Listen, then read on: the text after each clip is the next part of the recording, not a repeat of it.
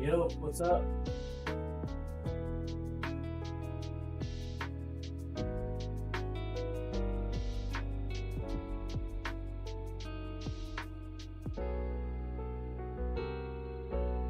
Let's see now.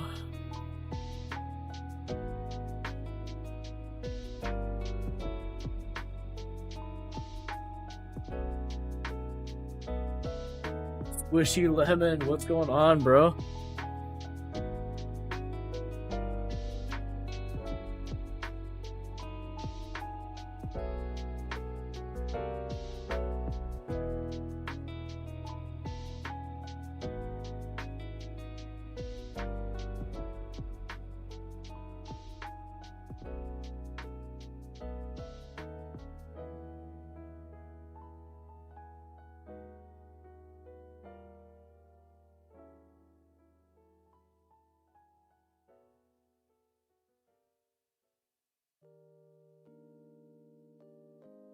Not much. Found out Vimslayer is allowing getting striked.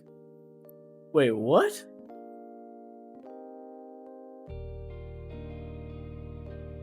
You meaning like they're getting in trouble? I know they've been slowly taking off Nintendo stuff.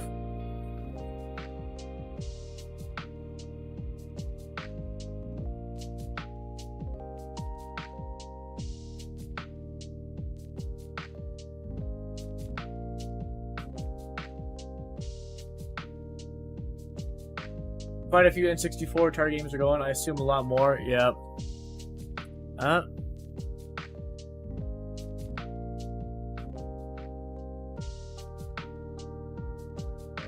knew it. They're out of all the major places, they've been getting tracked.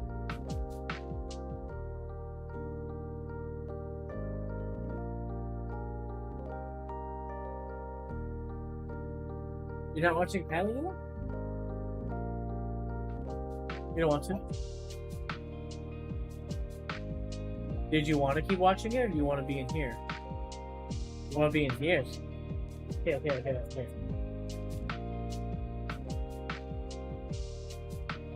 Okay, sit.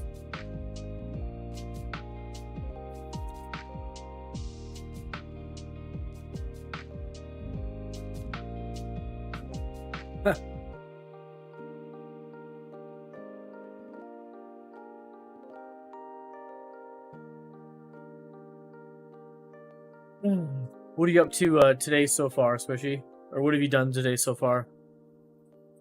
You enjoying your weekend?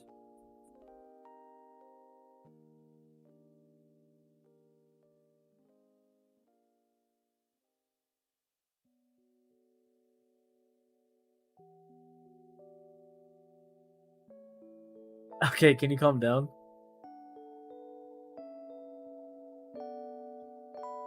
Nothing really. You gotta do assessment work later today. Okay.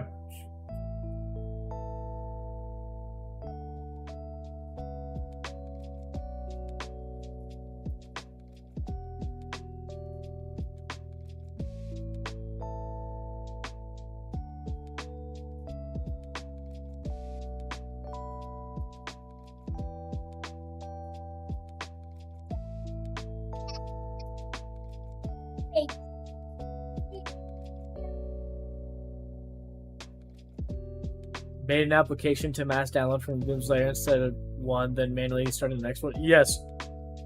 That's pretty cool because, yeah, have you noticed it? Like, it tells you, like, you have to wait before you try. Like, if you try to download more than one, it tells you, like, you gotta wait until you're done downloading whatever you're doing first. Also, another good place is archive.org.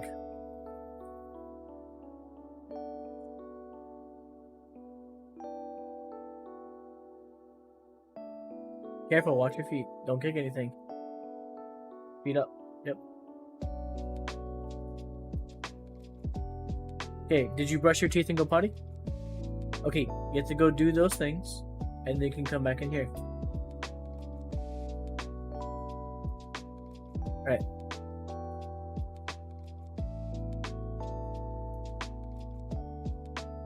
Nate Esser. Hey Jamie, hey Zoe, yo yo yo. My only issue with archive.org is it can be a mix or really, really slow, decent speed, yes. And I've noticed there's a lot of them that may not actually be compatible with retro achievements. There's like the hash. There's like the hashings where you have to check to make sure it's compatible with like retro achievements. A lot of archive.org stuff is not like good versions for retro achievements. Nate, how was your day, sir? What did you do today?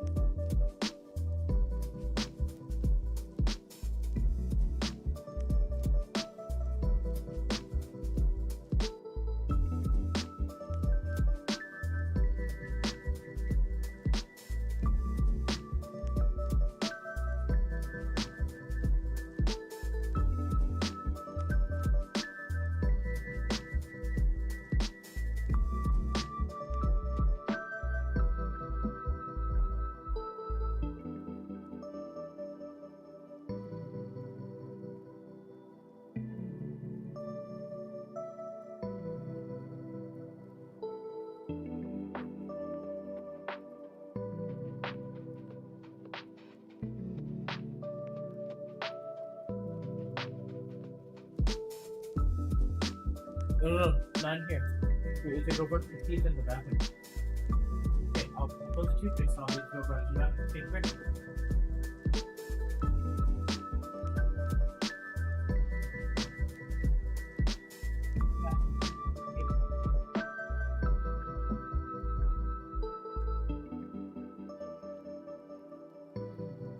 Okay, not too loud. Maxine's asleep.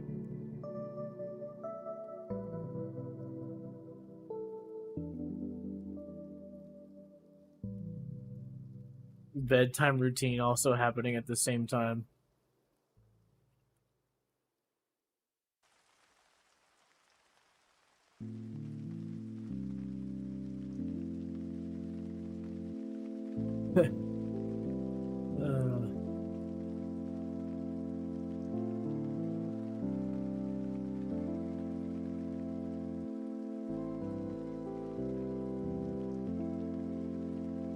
The usual. I'm just a beach bum looking for a beach babe. What's the plans for today? Basically, 3 games in mind that we're gonna continue to do. We're gonna do the Call of Duty franchise playthrough. So basically, continue playing through all of the COD campaigns, and we're currently on Call of Duty 4 Modern Warfare, the one that came out in 2007, the first Modern Warfare. Gonna play some more Yoshi's Cookie, see how far we can get there, and then maybe end the night with some more camo grinding on Modern Warfare 3, the reboot. We'll see. I don't know. Maybe throw a Switch game in. Actually, it's funny is I actually have not streamed playing my actual games I'm working on. A lot of time when streaming, it's like playthroughs. I rarely ever play anything I'm actually playing like off stream, so I don't know. I got Luigi's Mansion 2 HD and Metroid Prime Remastered that I need to play through. Yay, best COD in my mind, mainly nostalgia, dude. Super fun. When it came out, man, I was so impressed. Bro, you thought you were sneaky? I'm sure everybody saw you when you came in. Okay, raise your hand if you saw her come in. Let's ask chat. Here, sit down, sit down. Did she surprise you guys, or did you see her the minute she came to the door? Or chat's gonna let you know. Squishy saw you. Yeah. Who else saw you? Huh?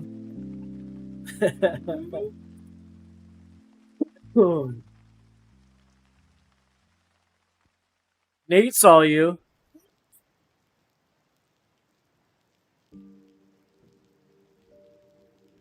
I saw you in my peripheral, but I wasn't actively looking at you. You know, check this out. You know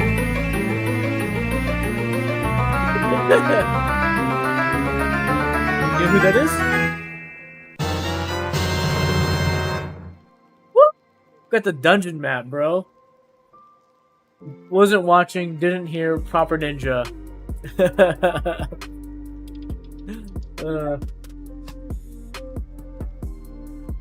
Mason, what's the update on your video card? By the way, I don't know if you guys saw on my Instagram, I posted a picture of upgrading. Bro, can I finish my sentence? Bro, they said they saw you, bro. You stop asking.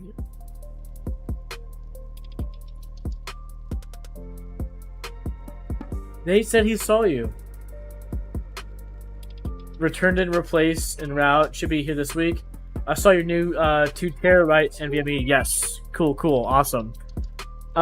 Today I posted on Instagram. There's nobody named Karen, bro. I swapped out my RAM and my stream PC. So I know you guys know that I recently upgraded to 64 gigs of RAM on my main PC. And then my stream PCs that I've had for like, a year, and it'll be a year in October, that I got it with 16 gigs. Okay,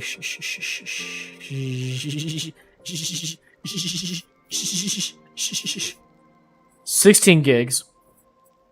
So the 32 that I swapped out, I just had I put it back in the box. So I used that 32 that I had on my main PC and put it in my stream PC. It's DDR4, similar speed. I think it's the same speed, 3200. So anyways, very much compatible. So yeah, we'll see how it works. I think it's been a little bit more snappier, I've noticed, when opening programs. But again, I think for 32, you probably wouldn't notice anything being snappy. In my opinion, you only notice a snappy difference in programs opening and closing from the 8 gig to 16 gig. At 32, you'll only notice it when you have a bunch of crap open and stuff is still good speed. So this being the stream PC, we'll see how it works with recording, streaming at the same time, later in the stream when I'm playing. Do you use your stream PC to just record your main PC, or is it a dedicated PC for stream usage only? So yeah, it's basically dedicated for streaming and recording.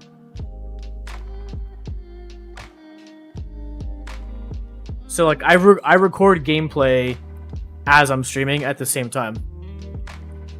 So what I was doing though, I used to record on my main PC and stream from my stream PC.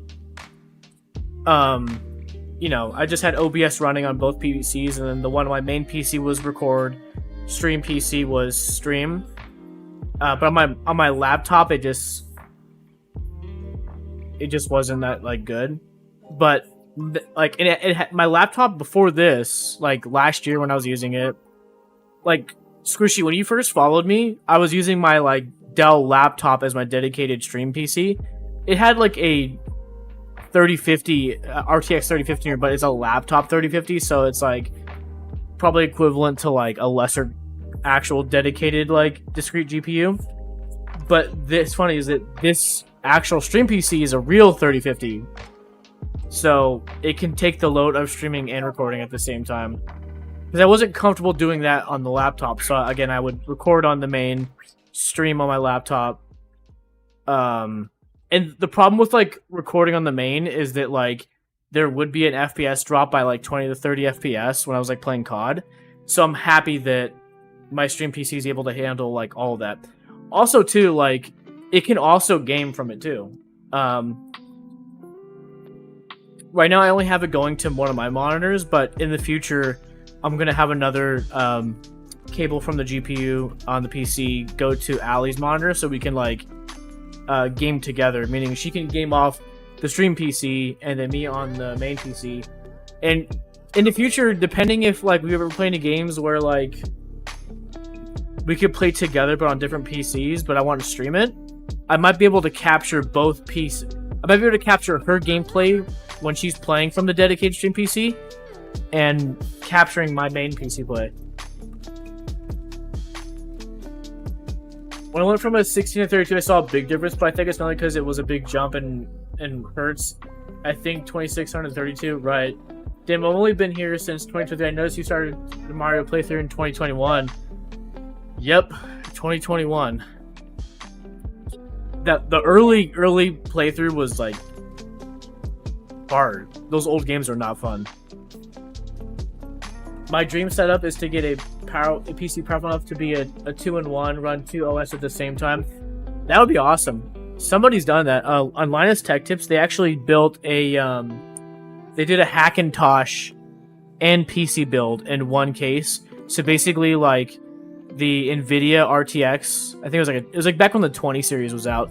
They were running Windows off of like half of the PC with components, and the other half of the PC they ran Mac, and it was a Hackintosh, and they had an AMD card that they did it, and so it was like really cool to see like do 2-in-1. You know, you can do Leon Lee has a really cool desk PC where you can either do like a single desk PC build where there's like only one like ATX like board space, or you can do dual and you can do like 2 PCs under one desk. All right.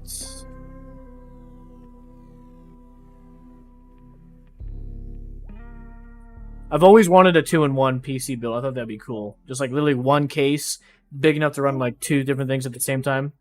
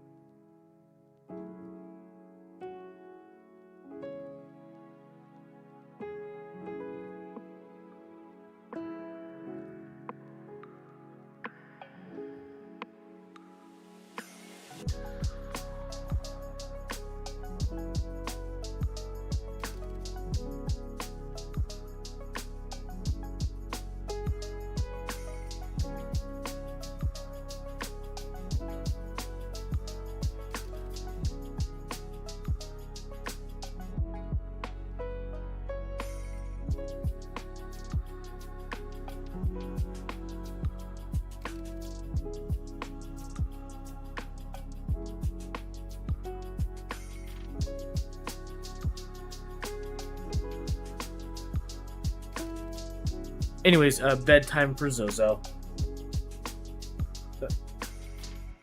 Target's usually around 7:30.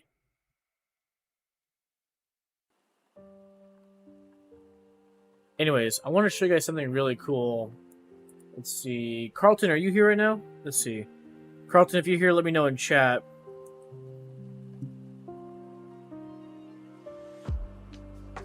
Say aye aye, Captain.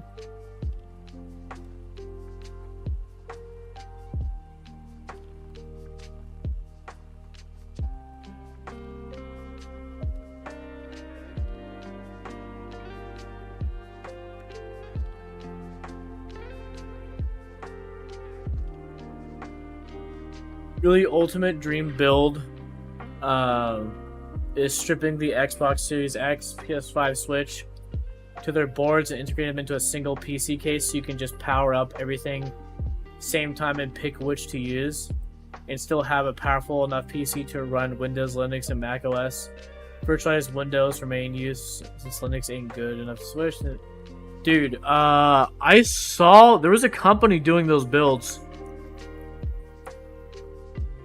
back in like 2019, 2020. Let me see if I can find them.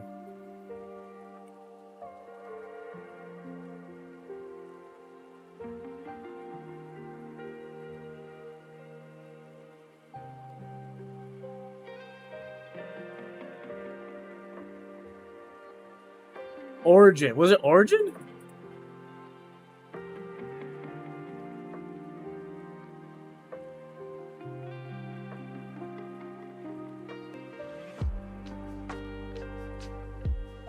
Let's see, right? Whoa, what is this one, man? This is going to be a task. In front of me, PS5, Xbox, Switch, and a gaming PC in one? You better have $1,000 UPS with the best surge protection, all that. Watching the same video I found. Dude, yeah. So, I saw these PCs when they were doing PS4 and Xbox Ones. Let's see. Holy crap, what the heck? Who owns Origin right now? Is it HP?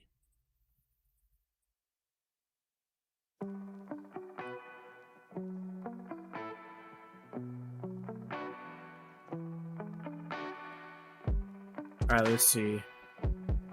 Here we go.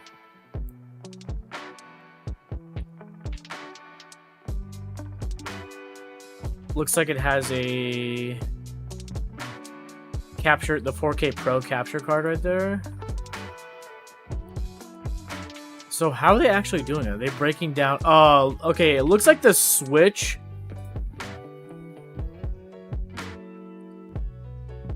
is just literally like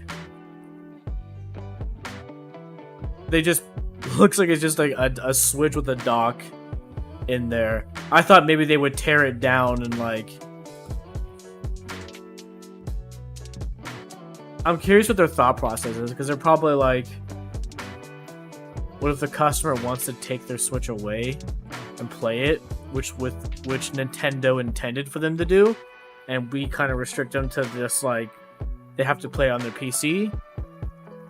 Yeah, so like that's more of like the lazy take, where you just like literally just like you have make a space for it so we can dock right there in the front. But then again,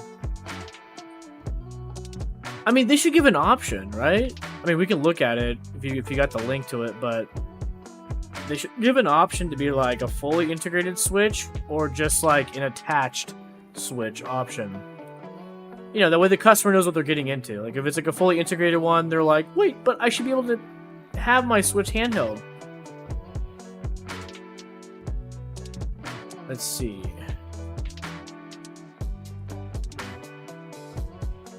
Customize now, huh?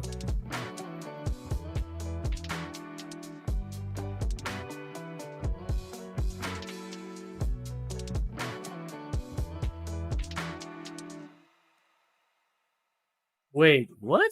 Are they really building this PC with a 3090? Why not the 4090s? Why would they be? Is there an issue with the 4090s? That they're having a hard time getting to work? Is it a space issue? Why would they be putting 3090s in there? Like, the 5090s around the corner. Like, they're gonna announce the 50 series, like, in probably a month or two. Must be outdated, right?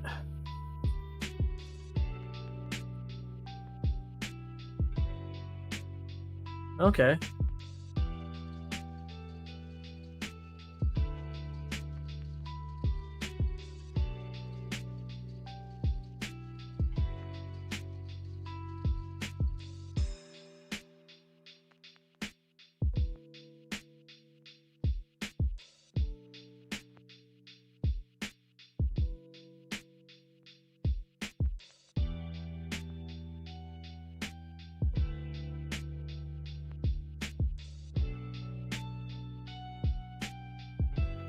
That's interesting. Their stream PC, they're not putting a dedicated GPU in there.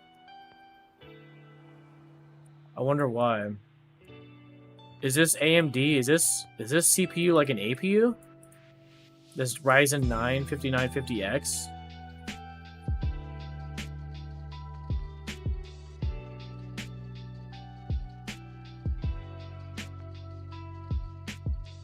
I mean, people should have the ability to want to stream with a GPU. I mean, there's benefits to using NVIDIA's like actual like dedicated like streaming. Was it their Tensor cores or something?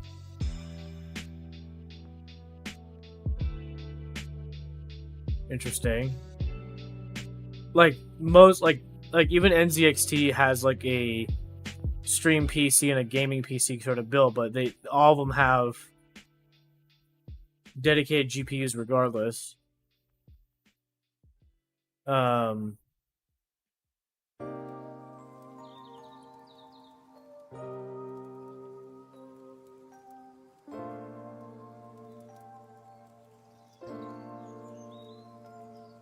2 gigs. Huh. Same kind of RAM. Yeah, I don't know. Interesting build. Yeah. The 5950X should be powerful enough to do any GPU-related capturing the main PC. Yeah. Yeah, you won't get any benefits or like cool stuff with like the broadcast software that like NVIDIA offers. I mean, obviously people don't get that same benefits even if they get an AMD GPU. I mean, I guess it doesn't matter, right? You can always just get the streaming PC, and then if you really want a GPU, just buy one, put it in. Literally just click, plug in the PCI cables, screw in, put the side of the case back on, done, right? I mean, I guess it's not a big deal.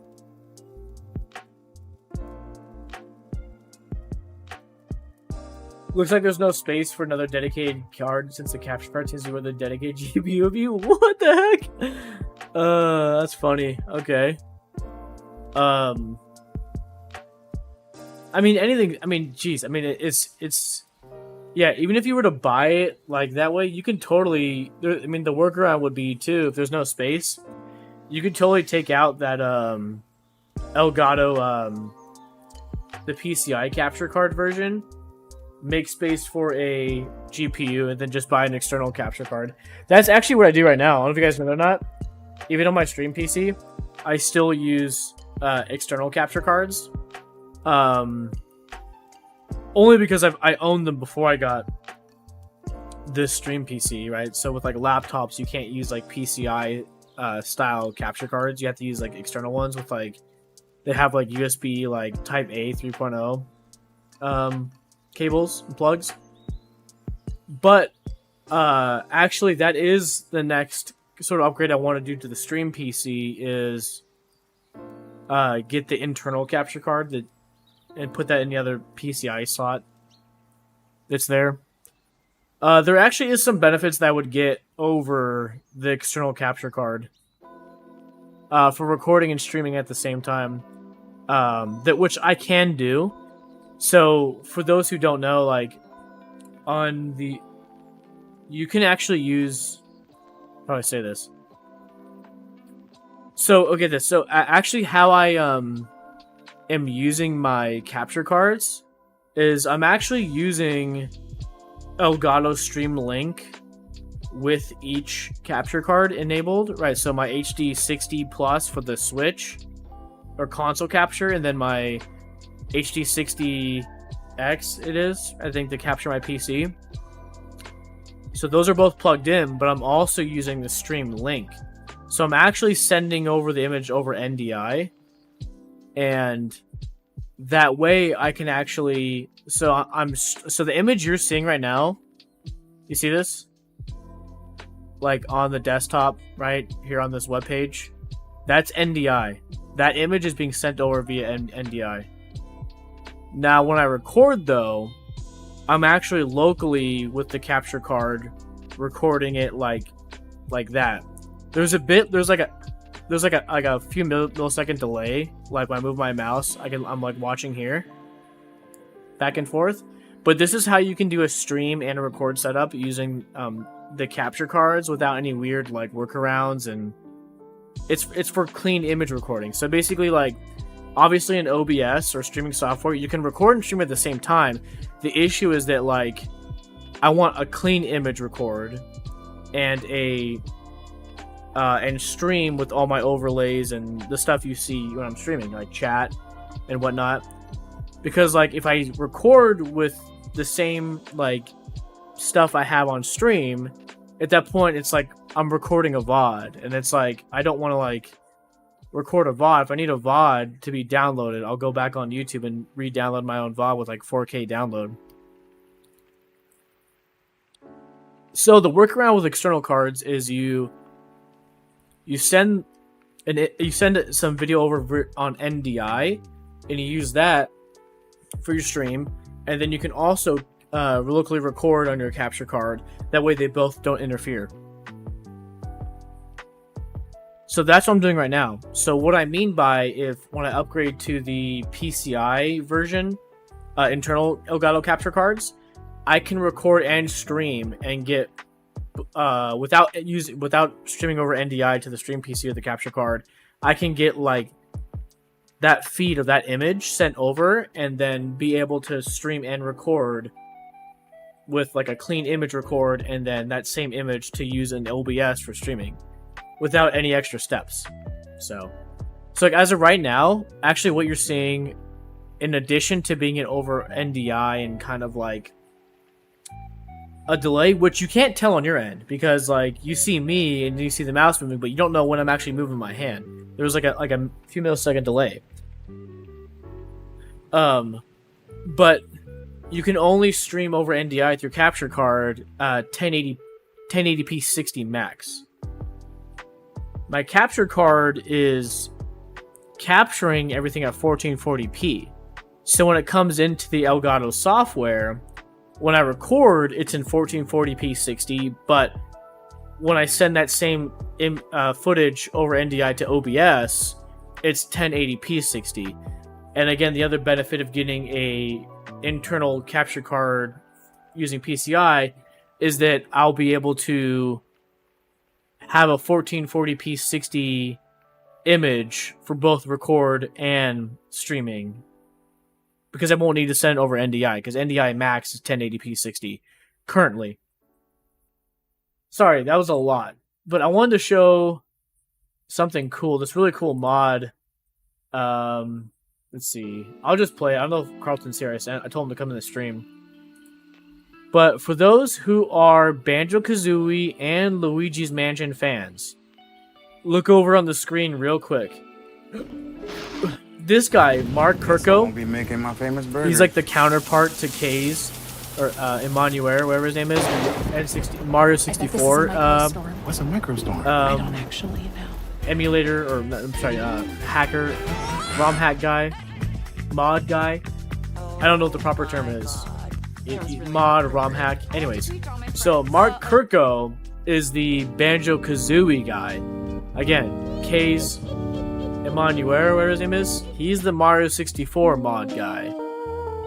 This guy is the Banjo-Kazooie mod guy. So check this out.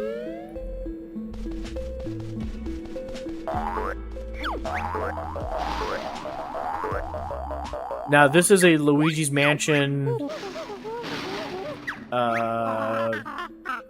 Banjo-Kazooie crossover kind of mod, right?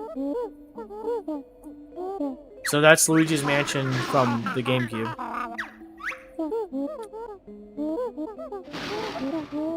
Just fast forward a bit, but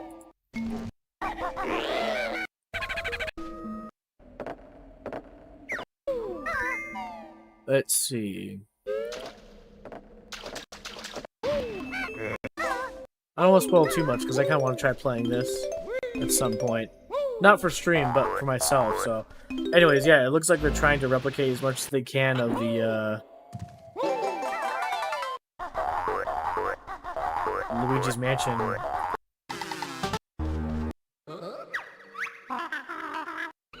I'm sorry, yeah. What the heck? Yeah, they're trying to be as close as they can to Luigi's Mansion using Banjo-Kazooie assets. Okay, so that's weird. Bro, how many times are you gonna show me this ad, man? Really inappropriate.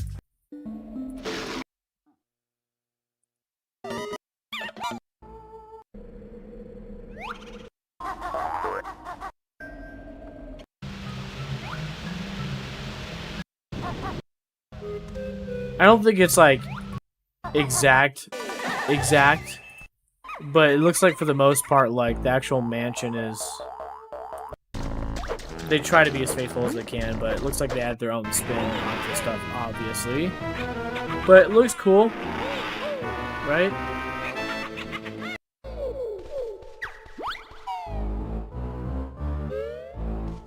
Look, they got the hallways with the different rooms.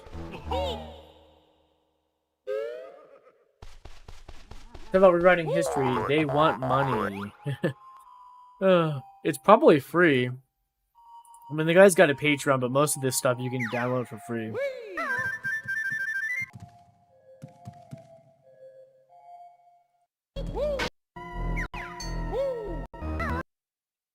Anyways, let's get into gaming.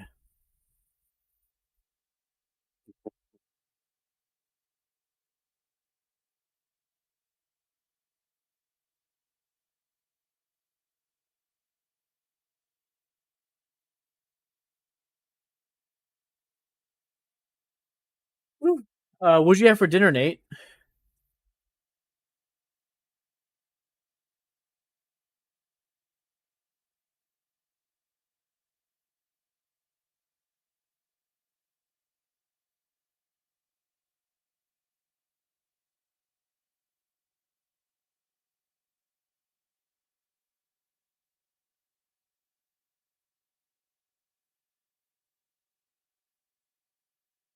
Let's boot up Steam, shall we?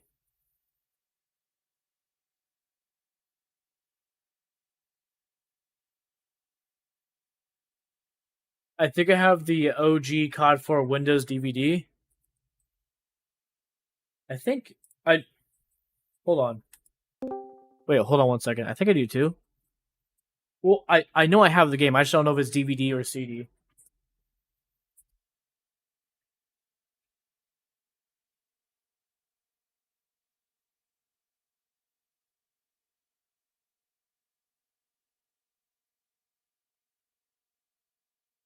Here we go.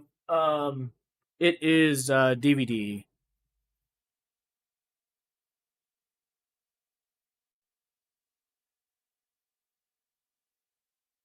I got this in like summerish 2008, I think. Let's see. Yep, check it out. CD and everything, man.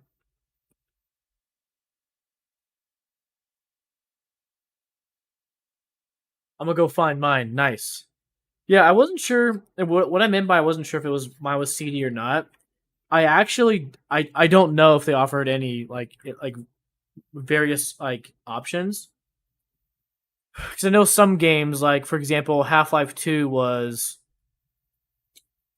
originally released as like 3-4 discs, but they were like CDs, and then they like re-released it on like DVDs, and then consolidated it to like 1 or 2 discs.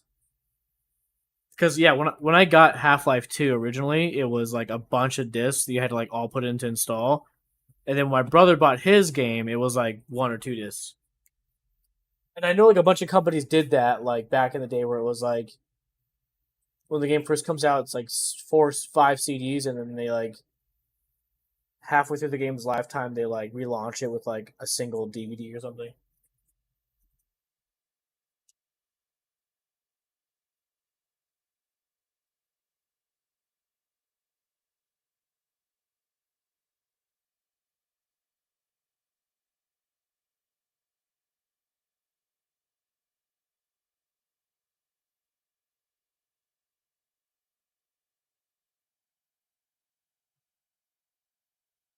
Is yours a cardboard box? Yeah. No, mine's a cardboard box, but it still says DVD on it.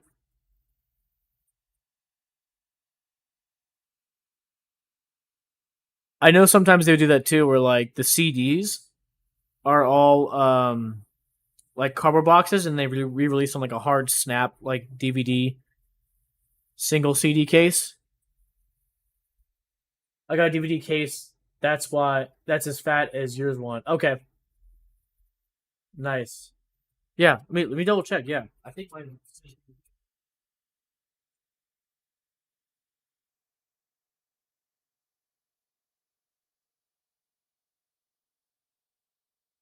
Yep.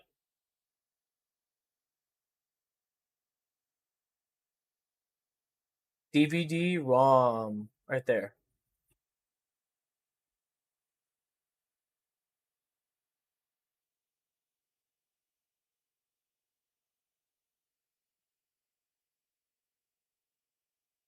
But anyways, as I was explaining, yeah, my brother I had the CD version of Half-Life 2. He had the DVD version. Maybe it's a regional thing. Like if you got yours hard plastic and mine's like paper, I'm guessing it's probably just a regional thing. What's up, man? My dad's watching you too. All right, I'll try not to be too crazy then.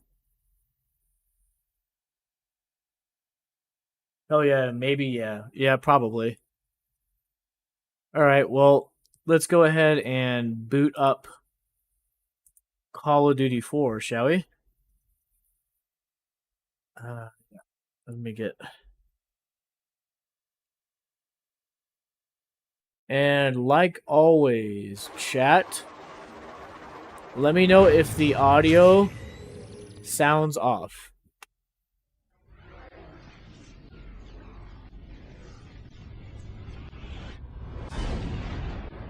$50,000 people used to live here. Now it's a ghost town. Our so-called leaders. Yeah. We get you.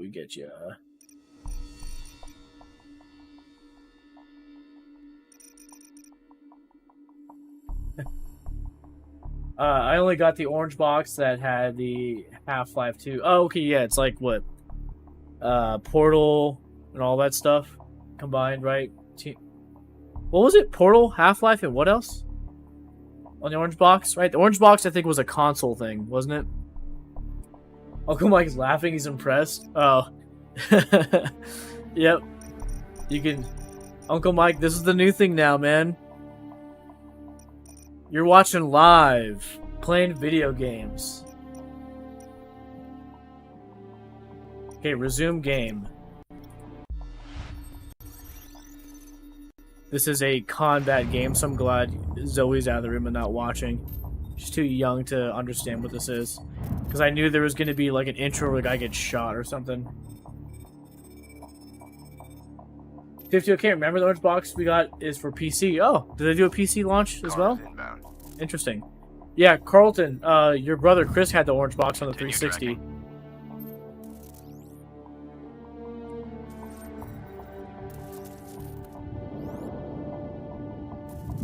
Hold on a second. Oh.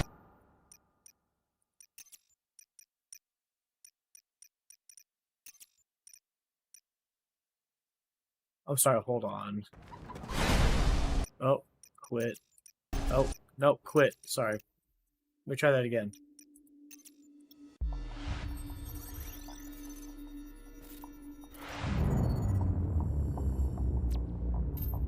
Says he misses you, glad to watch. Tell him I miss. Well, if he's watching, I miss you too, Uncle Mike. It's been a while. I was just looking through some pictures today of Thanksgiving 2019 at your guys' place. That's when like Zoe was like a few months old. We brought her. Continue tracking. Nate says I don't think she needs to see that just yet. Yep, I agree. Those are right time. I think they even like determined that like I don't know if it's like on the science side or psychology side, but like when somebody's able to like understand the appropriate age to understand what they see, that's like why you don't show kids thing. It's not like a you're trying to keep them in a bubble. It's more so like they just like they don't understand what they're watching or seeing, so it's not appropriate. When they can understand what they're watching and are able to think through it and you're able to explain what's going on, that's, I think, when it's okay to let them watch stuff. Right? Like, and you could tell them about, like, what's going on and why this is bad or why this is good, because they're able to understand it on their own level. But when they're not, it's just, like, unhelpful and not good for them just to be, like, viewing it. Wait, one more year.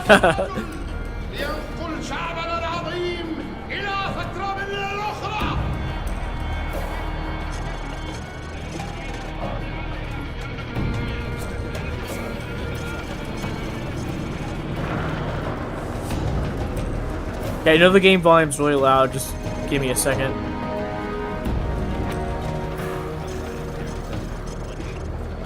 Or does it sound okay? I mean, is it like way too overbearing?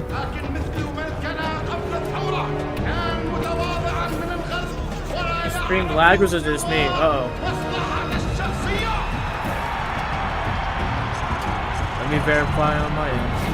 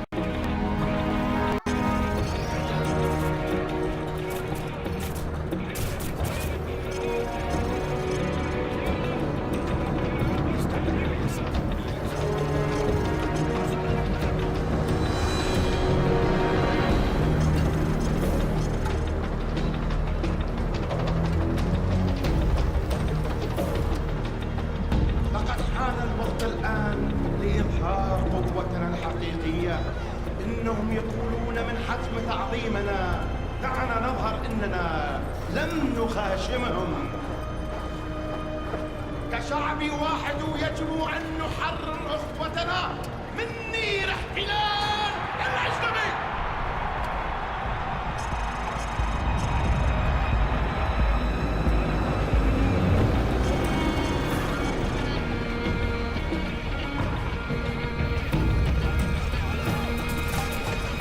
جيوشنا قوية وقضيتنا عادلة. كما أتحدث إنهم يتفسدون جيوشنا. لماذا سنحامي Oh, sorry. Let me start over. Mic muted. Thank you for watching out, Squishy. Anyways, Cruel Ultimate. What I was saying is that you could. I have a Discord. It's linked in channel. If you want to join the Discord. In terms of schedule, nothing's solidified. I could tell you that it's after 7, whether it's weekdays or weekends, but no schedule just because of a busy life right now, or no set schedule. So the best option is to just make sure notifications are turned on, so that way you'll know when to go live. Also, if you join the Discord, you'll be pinged every time I go live by one of the bots. But I do appreciate you being here. Do appreciate the follow. Assuming you're not a bot.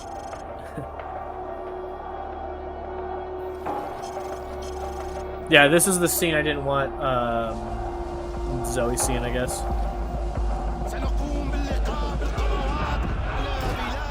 Have any of you played the remaster?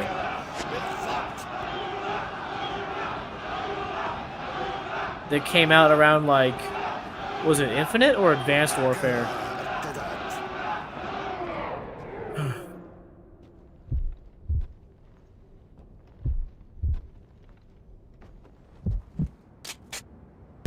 Desert Eagle.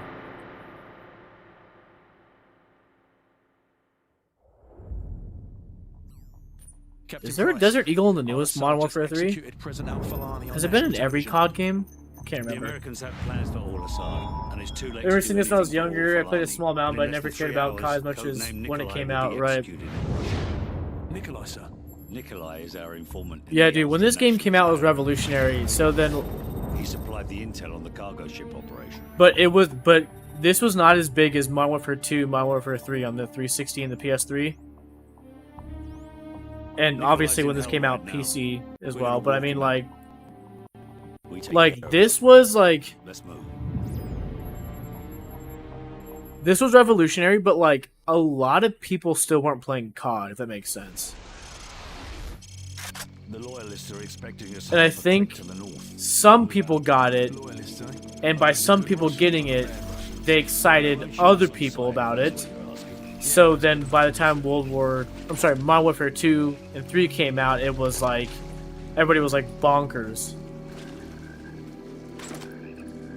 M4A1. Weapons free. One down. Oh, it's a semi-auto. What is this? M21. Good work. There should be a few more guard posts up ahead. Camera off. I can't believe this looks so good in for 07, yeah. It also I remember this looking better too than it did, because I also, when I originally played this, I had to play it on like low settings even when this came out. So I'm like playing this 1440p ultra setting. So, and if you play this on a console, what it's playing at right now is better than how I played it at when I got on PC and how it looked on console, because consoles were locked at 720p, and in addition to that, probably other stuff was adjusted too to make it run. Is it bad thing to upload my COD disc to archive.org? No, it's not. It was it's for quote unquote. Then get their attention. What do you want me to do? 6 for claymores.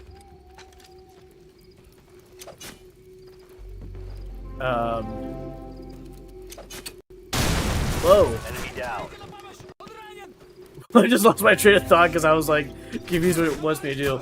Yeah, quote unquote archival purposes, right? Enemy down. But it doesn't matter, man. Like, this game's so old, it's like a borderline abandonware.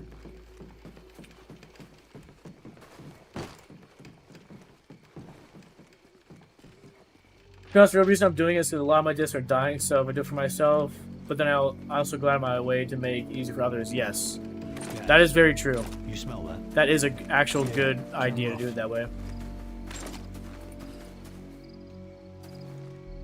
Welcome to the new Russia, Captain Price. I could probably play this game The M21's on the other side of the hill. The rockets have killed hundreds at a of high civilians resolution. in Valley Low. I could probably play this at like 4K, 5K with DSR enabled. Like I do actually do have DSR enabled. Bloody right you do. But this game's not recognizing the DSR resolutions, so I don't know. Oh, you know what? I would probably have to go to desktop, set it to 5K resolution, and then go back into the game and change it. Because my desktop resolution is currently set to 1440p, but in other newer games, it doesn't matter what your current desktop resolution is. If you have DSR enabled and it's a resolution option within your drop-down menu resolutions, you could still like natively have like your desktop in 1440p, but have the game recognize like 4K, 5K if you have it enabled, and then just choose it in game.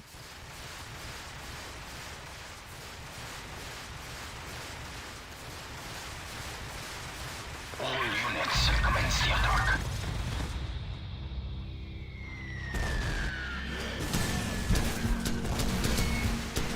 Contacts northwest. So I've never played. Oh shoot, friendly. I have never played this game on console, but I do own it for the 360 and PS3. Man down. Hit the other machine gunner through the wall. Through the wall? You mean this game's that is more realistic than Modern Warfare 3? Did you see that? I shot him through the wall. I actually feel like older COD, like Modern Warfare games, might be a little bit more realistic. Make it quick, Kamarov. I want that Like, informant. actually, this in Modern Warfare 2 and Modern Warfare 3, the OGs, not the reboots, I think the TTK, or time to kill, is actually sooner and quicker than how they are now. Like, if I remember correctly, there was no core and hardcore options on these older Modern Warfares. We should just beat it out The game of was just themselves. as is, Not yet. and it was like, it sits, like, multiplayer, it sits like somewhere in between core and hardcore. Like, it's not one-shot kill, but you're not sitting there, like, using a whole freaking clip on somebody like you're playing Halo.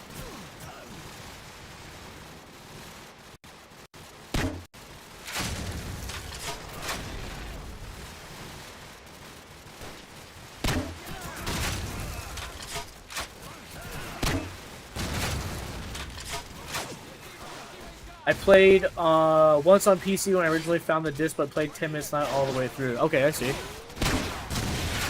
What up, Daddy? Daddy! What up, Chris? Chris, can you tell what we're playing right now?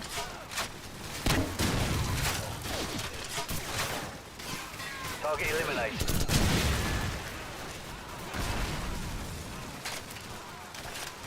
Captain Price, my men have run into heavy resistance. Help me support them from the cliffs. What about our informant? He's running out of time. Does multiplayer still work or need Steam version? To this village, the closer we will be to securing Oh, the good question. If you run it from, like, your actual disc? Oh, yeah, I don't know. I'm sure somebody's, got it working. Private servers. But I did, boot it up on Steam, and there's still, server's still going.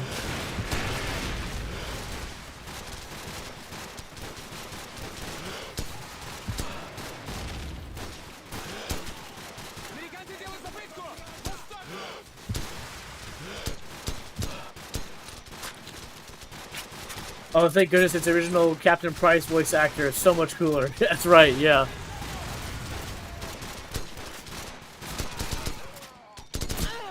Get away, Gaz. I'm gonna shoot you in the head again.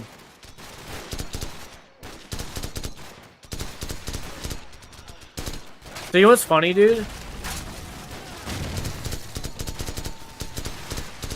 They actually got the licensing rights on these older COD games for, like, real weapon names. Did you guys know that? Follow me to the power station. Like, for weapons, they actually used to get licensing rights for the real names. I don't know why they don't anymore. Constantly realistic, you can take a headshot, right? Look, the final assault has already begun. With a little bit more of your sniper support, we are sure to be victorious. Enough sniping. Where is the informant? Where is he? The licensing is not that expensive. Yeah, I don't know why, man. Well, that wasn't so hard, was it? Now go and sit in the corner. So, guys, we've got to reach that house before anything happens to the informant. Let's go. Oh, here we go.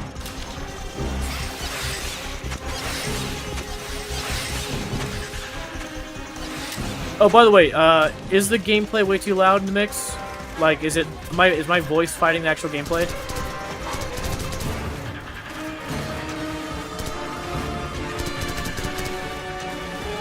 It's perfect. Good. Good. Good.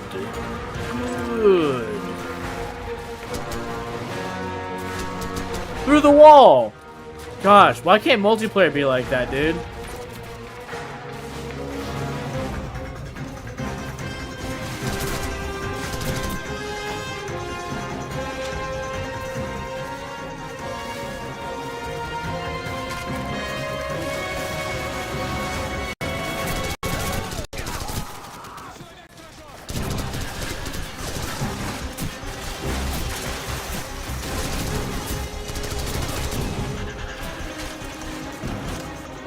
Oh, shoot. Oh, that's a friendly. Whoops. Bloody hell, let's Okay, no one will know. still be alive. Guys, go around to the back and cut the power. So, get ready.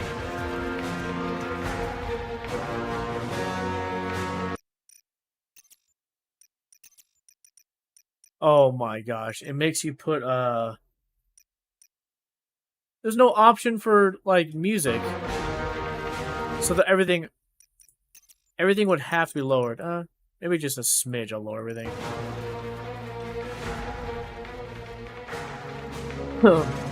Guys, do it. Alright, I've cut the power. Go.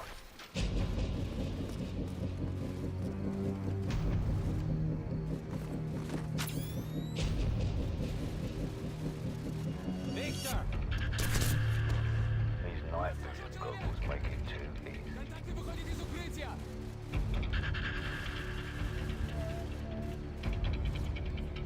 Through the wall? Through the wall! Why can't we do this in modern CODs? Like, that's actually realistic, bro. I should be able to shoot through cover like that.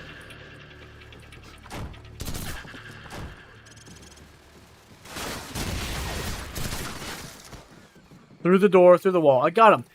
He was behind the door. I shot through the corner of the wall. He was also behind the door. So through 2 layers. Which you probably could do in some old post-World War II Russian house.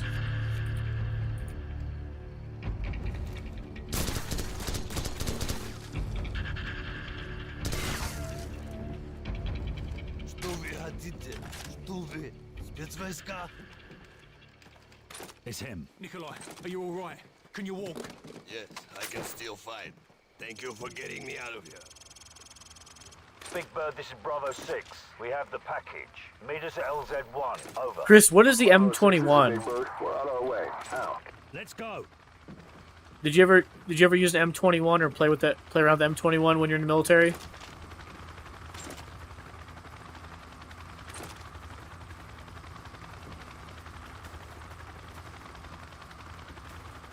Negative.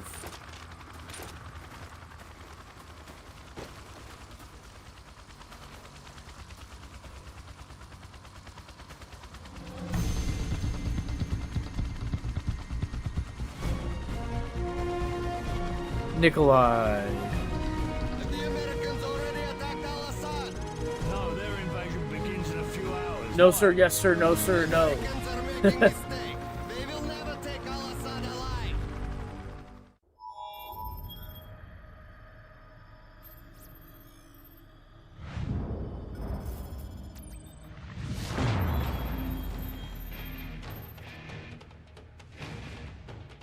United States Marine Corps!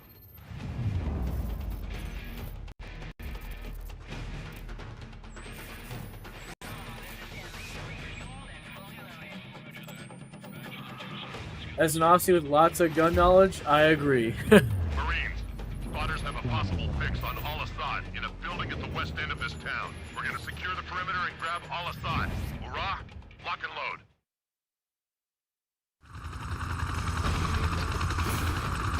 Charlie, don't serve. Shoreline coming into view. Copy, Striker 6-4. Keep trying 10 seconds. Copy. This mission. I forget all about it, dude. Taking fire here. Roger that. We've got RPGs down there. Load and lock.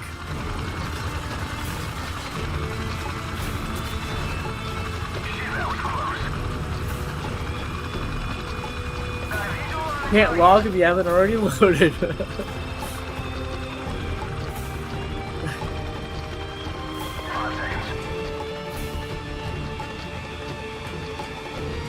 10 out of relay. Down the road. Go, go!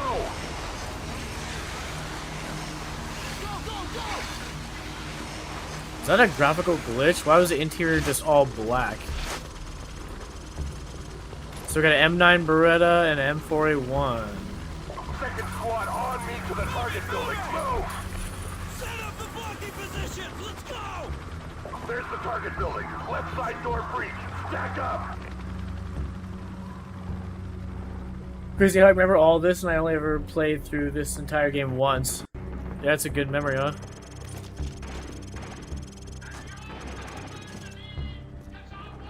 Blow the charge. Why aren't we shooting out those security cams? Clear. Jackson, take point.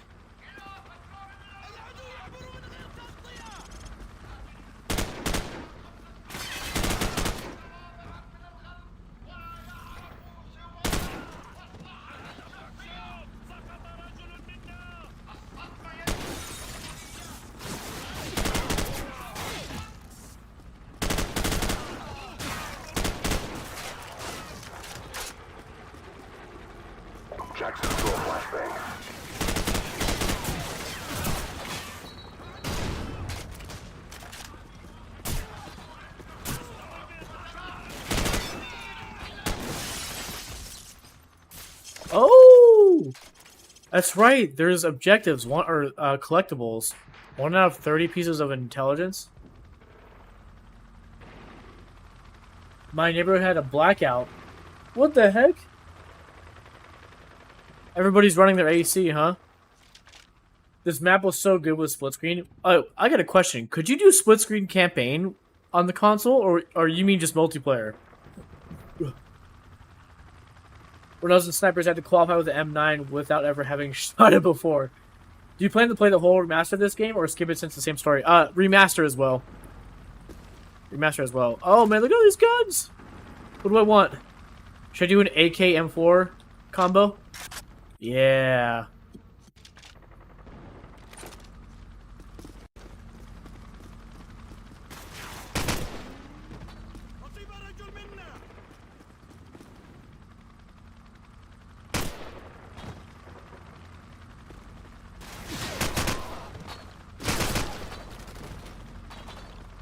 All call signs. Check the bodies. We need a positive ID on Al-Assad. Negative ID over here, sir. No sign of Al-Assad here, sir. HQ, this I can't remember if I was talking about multiplayer, but I swear one game allowed split screen and single player. Roger that, HQ. I know the newer CODs do. Chris and his wife Steph, Princess Webb's in chat.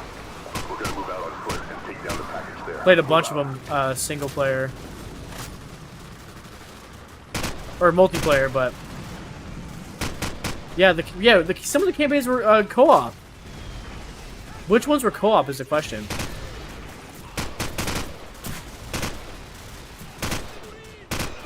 Yeah, if we can get these games to play co-op or locally co-op single player, and you guys can join in or something like that, that'd be cool.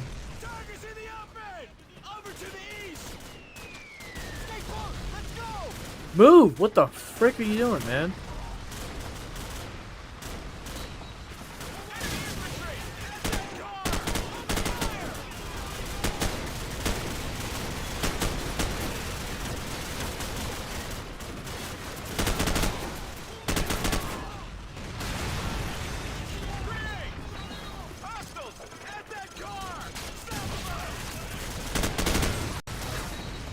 Imagine co-op both local and Wi-Fi. Yep, some games allow that, which is really cool.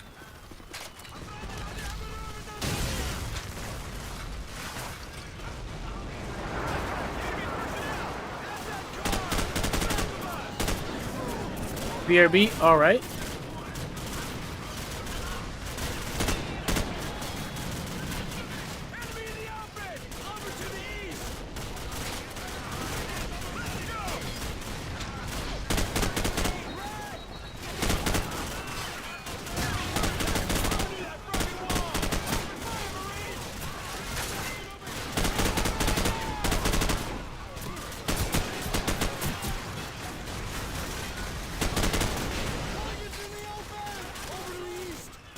Never thought of co-op over Wi-Fi. Right, I guess that would just be LAN, right?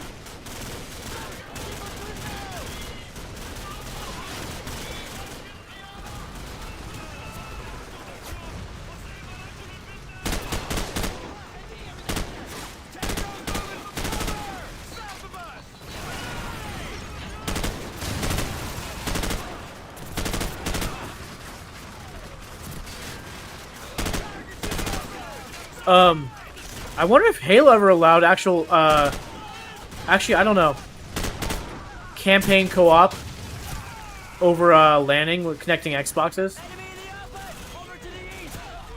I assume basically ain't LAN without wires, yeah. So, dude, back in the day, Squishy, when we were in, like, middle school, high school, whoa, we used to LAN with a bunch of people Halo 4 Xboxes. So 4 players split screen per Xbox. So like we would designate 4 people to bring their Xbox, and so that was 16 players. We would LAN. Basically just you connect an Ethernet cable from Xbox to Xbox. That's how you do it. So then when you can make a local game and basically LAN that way. So cool.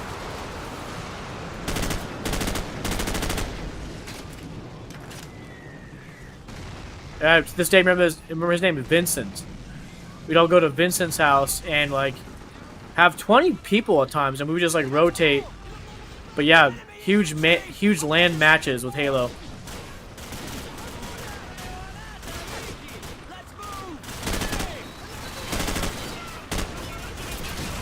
That would be sick. Yes, it was so fun. And some games like, so there was a Counter-Strike on the Xbox. It was a like console exclusive. It was like kind of based off of like 1.6 or Condition 0 back in the day. But you couldn't do split screen multiplayer. It was just single player with by yourself online or by yourself offline with bots, or online, or you could LAN.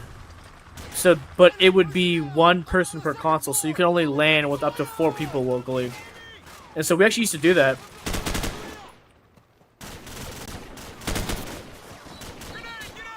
It sucks you couldn't do split screen on it, but Halo you could, so yeah, you could have 16 people in game total, but yeah, with Counter-Strike landing, you can only do 4. Again, 1 per console landing.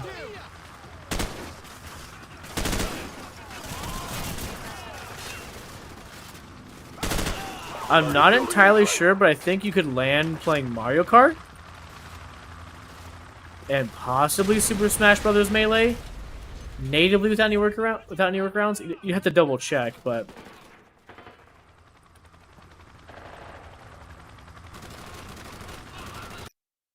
this was back with CRTs, yeah. So we would bring small TVs sometimes. We'd bring our own TVs too. Load up everything in the car.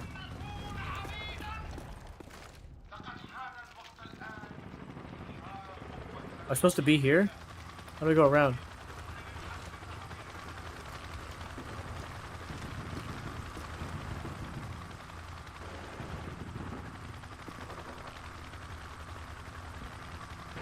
Is it through here? Bro, where are you supposed to go?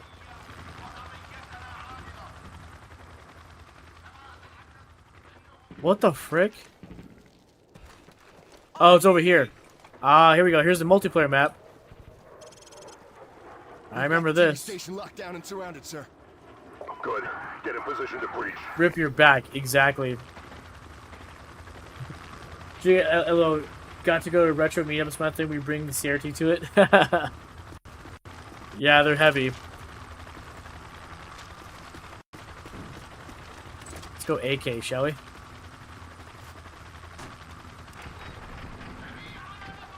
Do it. Breaching! Breaching! Go, go, go!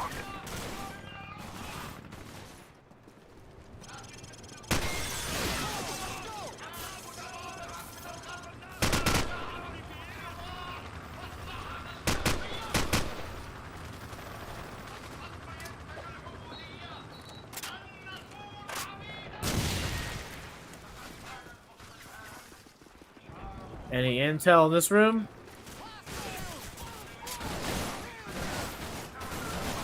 Smaller 4x3 monitors aren't horrible, but TVs are bad. Yes.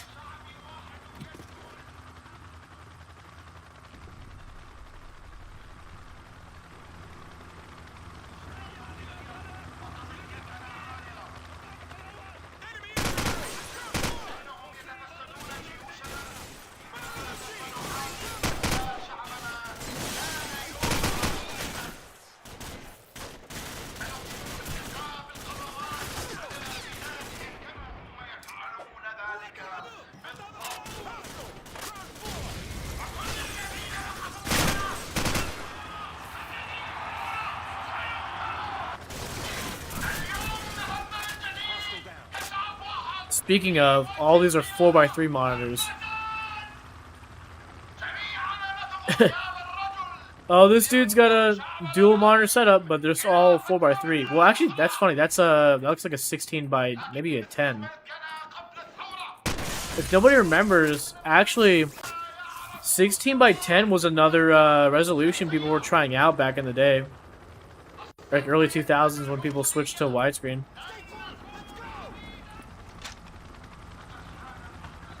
People were not sure, so yeah.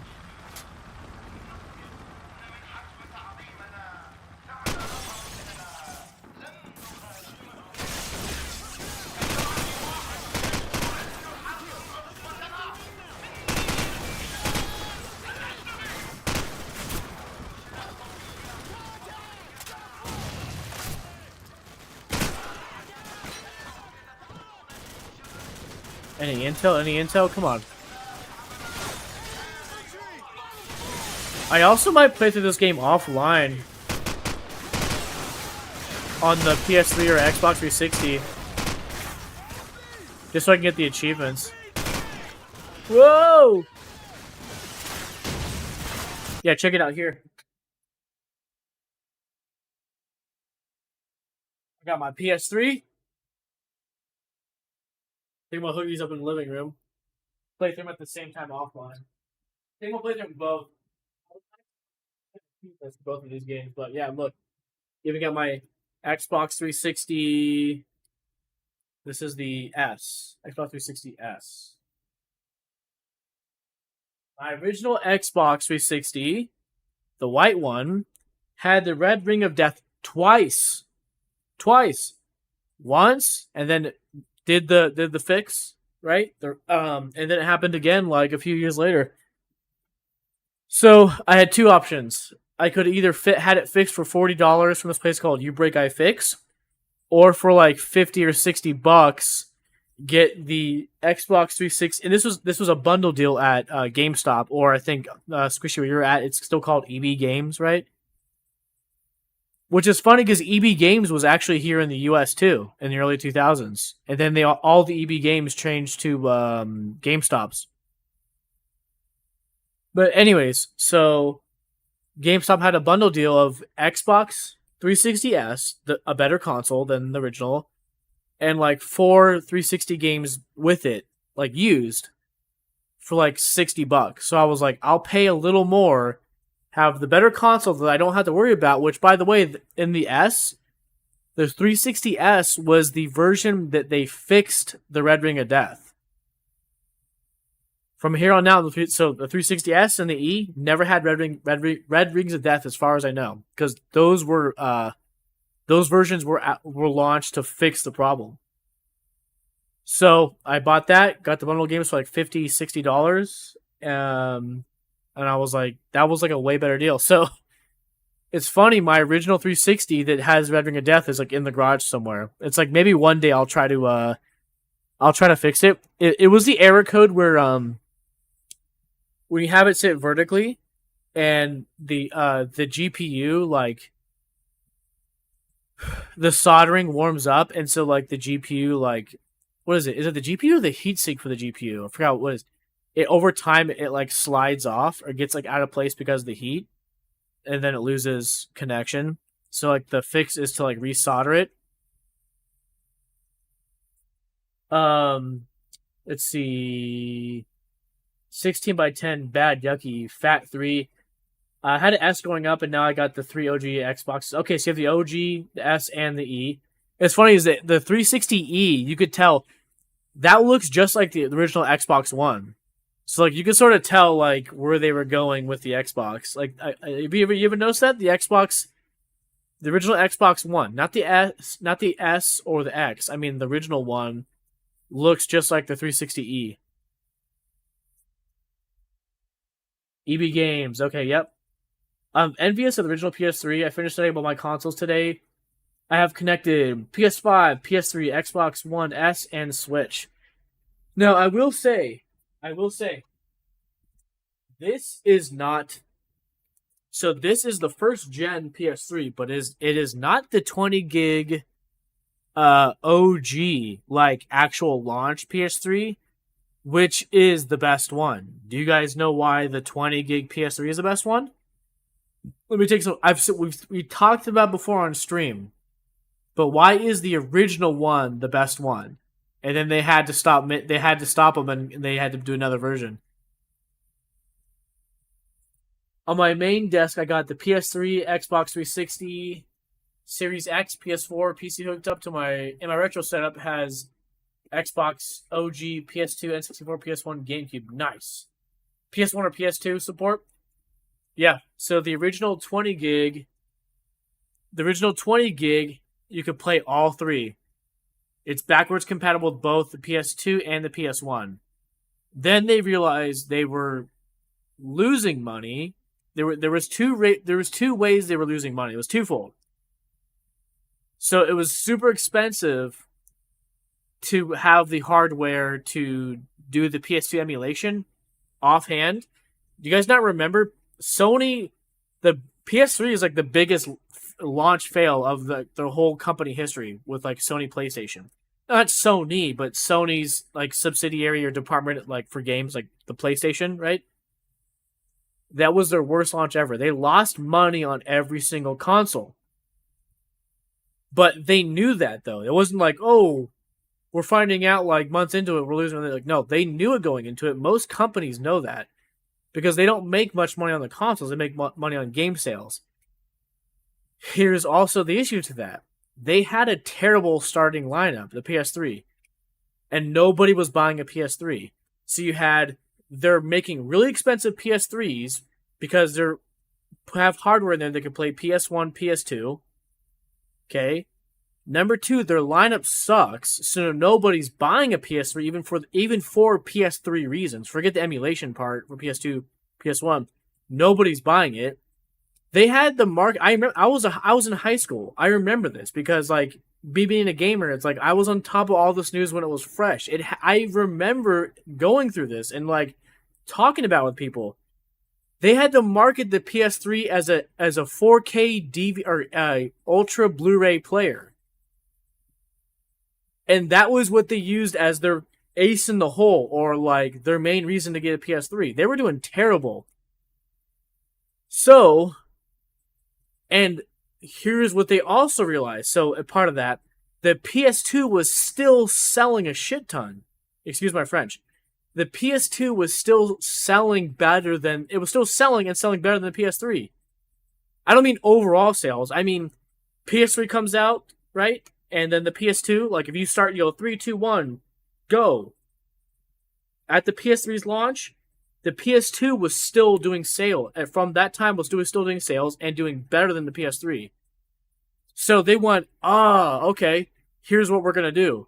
We're going to revamp, discontinue those models, pump out the next one, which is this is a 30 gig.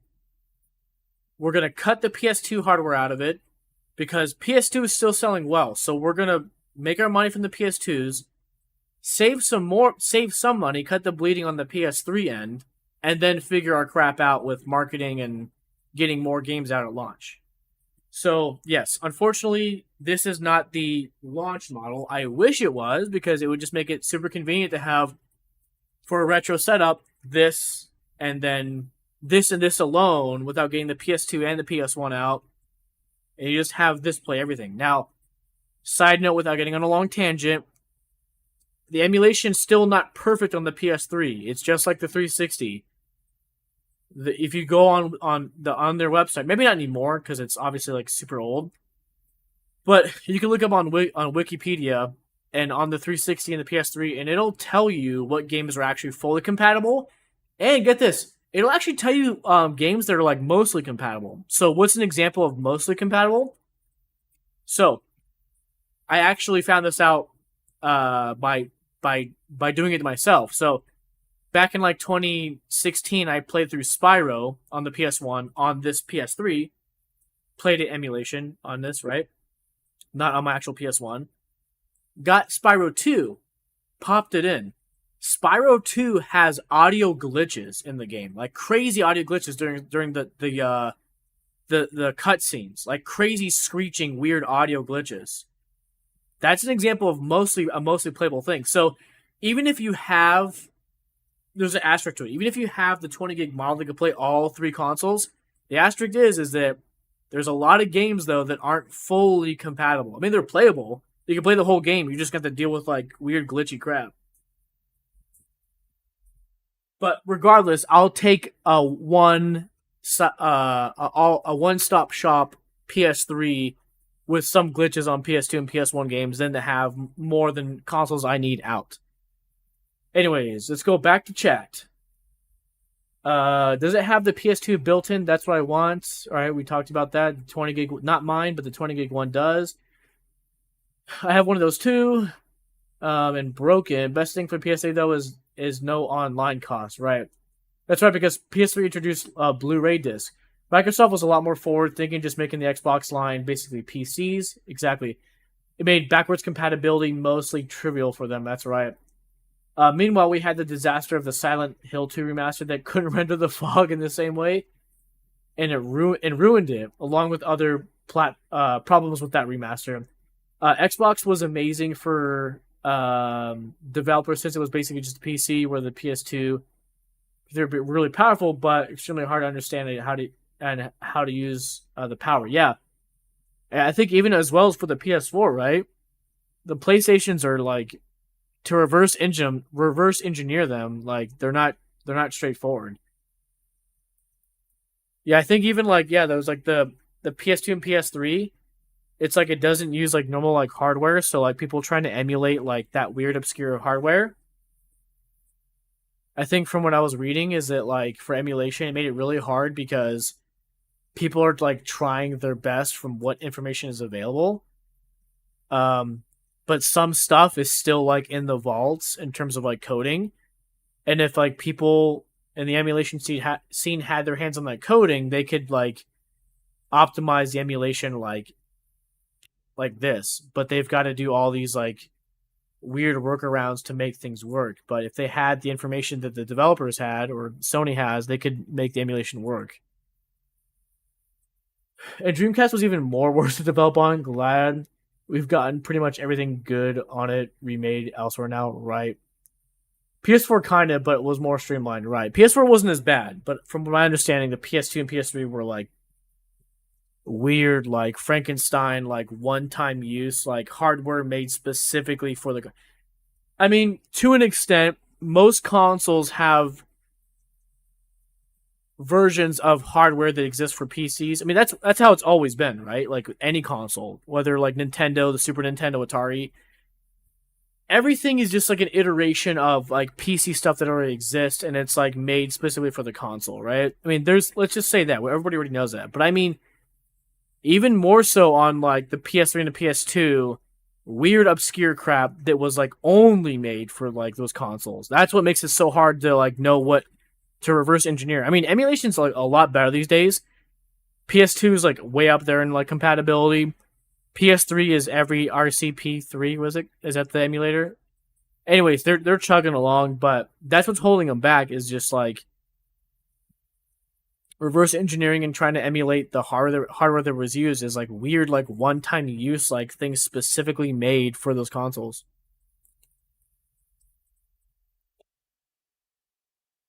Anyways, we are all much excited over our old consoles, aren't we?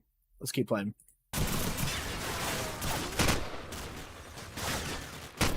Oh shoot! Did I just kill him? Him as in my friend.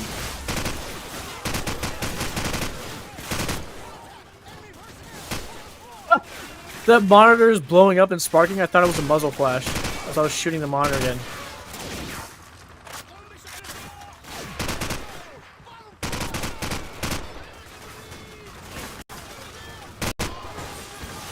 Blanking him.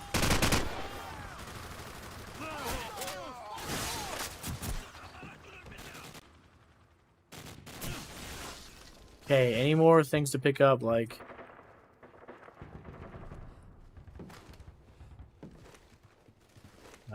Intel, no intel. What does that say? What is that? It says... Envy? Is that supposed to be like Dell? Forgot we were playing COD 4. I know, right? Room clear. Move up. Al-Assad should be on the second floor.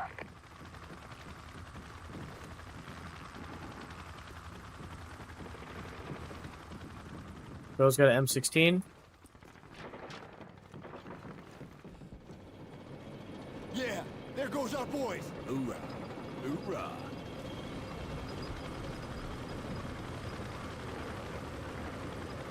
Hold your fire! Friendly's coming out! No sign of Al-Assad, sir. All right. Fall in, Marines. Stay frosty.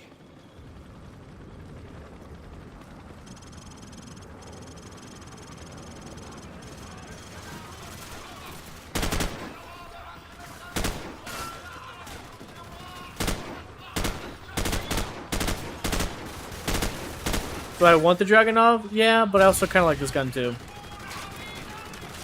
It's perfectly set up there because it wants me to use the Dragunov for this part of the level, but... Oh, that's a friendly.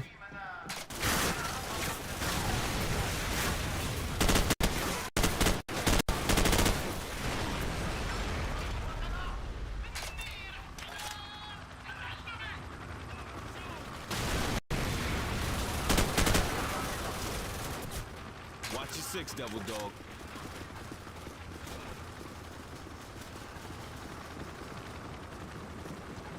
Watch your six, Devil Dog. Watch your profanity.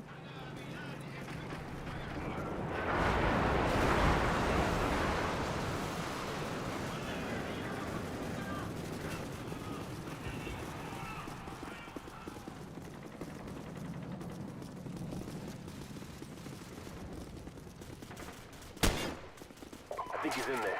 I hear him. Okay. Do it.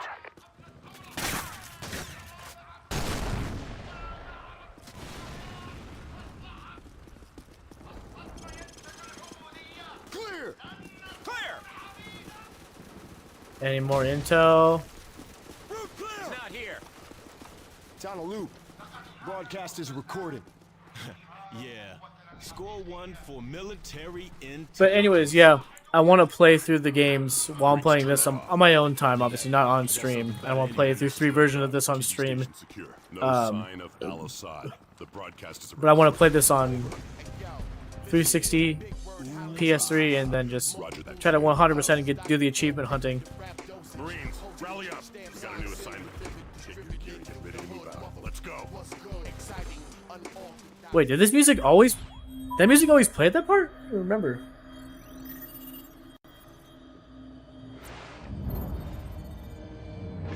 After heavy fighting today, U.S. Marines began to push into the city where al-Assad is making his last stand. Fighting has intensified in the capital city. Anti-aircraft fire and burning buildings light the night. Roger on location. Repeating. Map grid 527619er. Over. Bravo 6 copies. Over. Bravo 6, we have an Abrams dead in the water. Call sign, War Pig. Lieutenant Vasquez, your unit is shotgun. Over.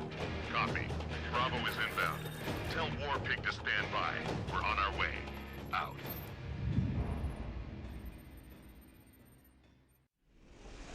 Alpha Company's tank is stuck half a click north of here. We gotta hustle. Let's go. Might as well install COD 4 to see if DVD multiplayer is still up. Oh, that'd be cool. Yeah. Fire on that building. We have to move forward. Keep moving forward.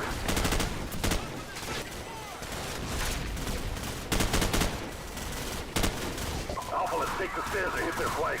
Bravo, give us covering fire.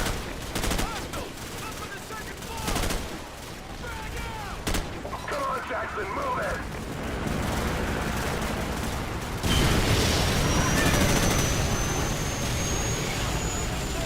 Let's go, Jackson. Follow me.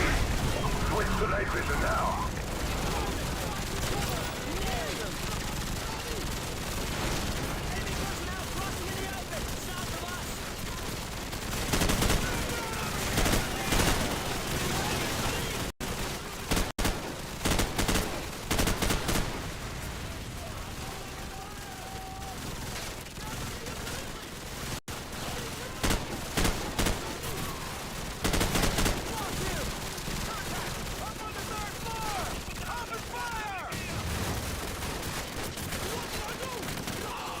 Jackson, you and Roysowitz head upstairs. We'll cover this entrance. Go! Oh, did I just kill them both? Oops.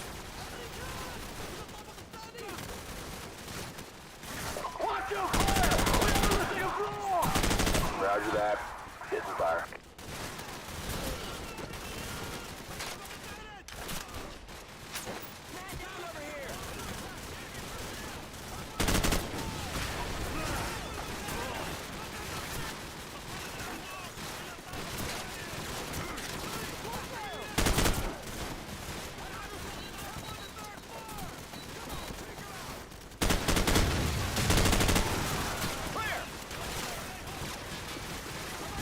Use their flank with their machine gun. Jackson, use their machine gun.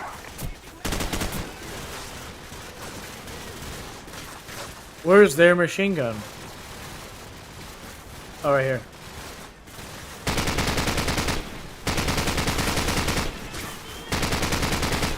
Be advised, more enemy troops are converging on the tank. Get there ASAP. Roger that, we're working on it. Out.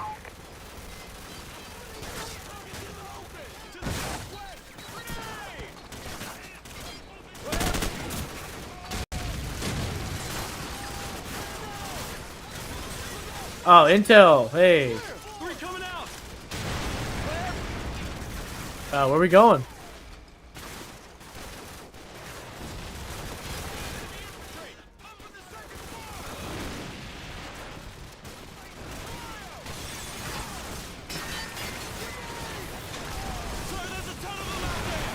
Shut up and keep them pinned down. Suppressing fire!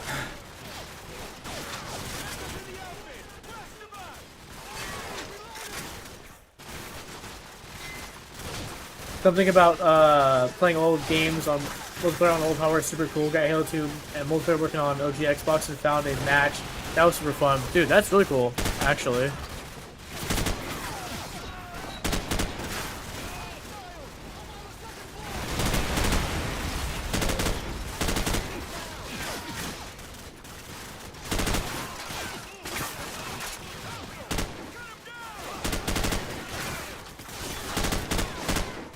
This is a pretty cool reticle.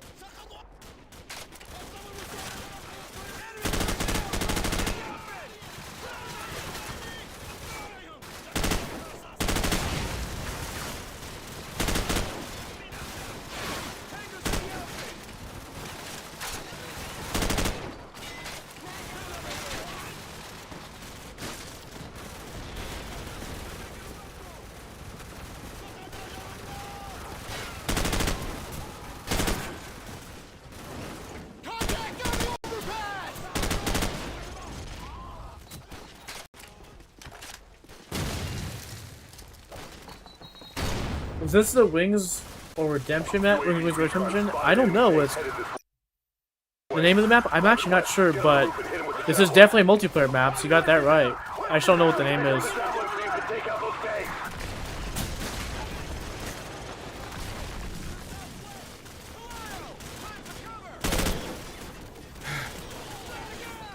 Jackson, pick up the javelin so you can take out those tanks. Where the tanks at?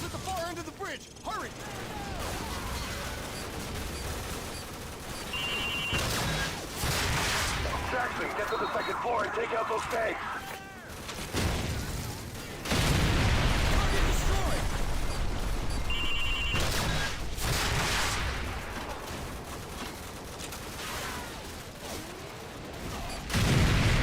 Got him.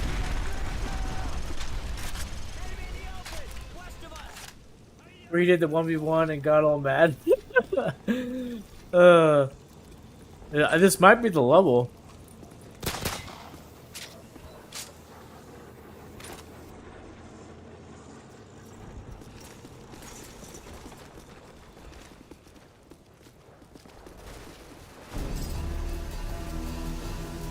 Bravo 6, we're taking heavy fire on our position north of the overpass. Where the hell are you?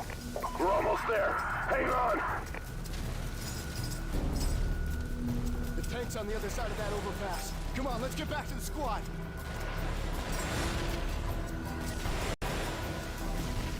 Do you know what game I'm not looking forward to playing after this one?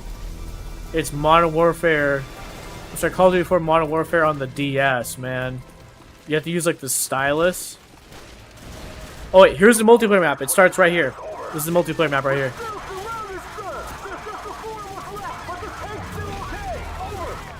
Yeah, use like the stylus to shoot or some crap. You have to like tap the screen to shoot.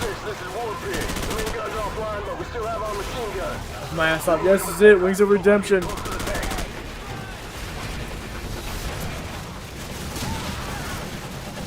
We have flank.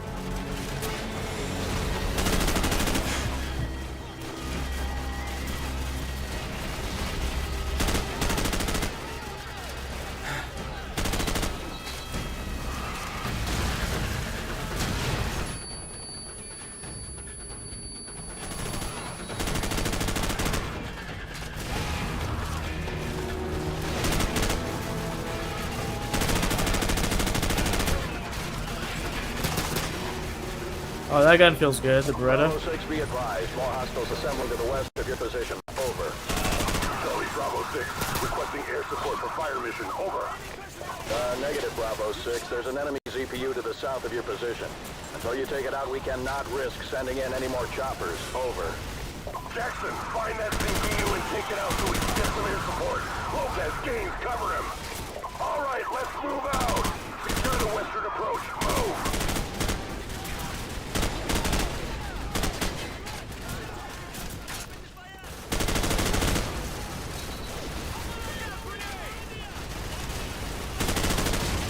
Whoa, whoa, whoa.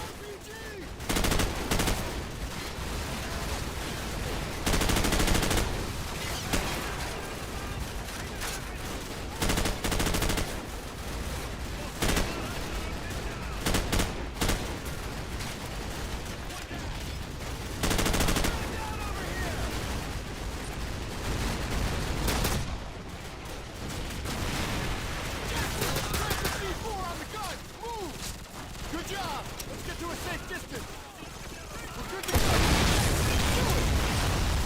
I remember playing Split Screen with my dad on this map a lot. That's really cool. Yeah, it's a great level. Super fun. I remember playing this a lot. My favorite map though was the helicopter map.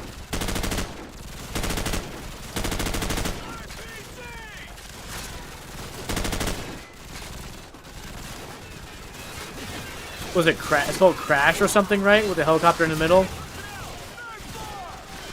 It's been like reused a lot.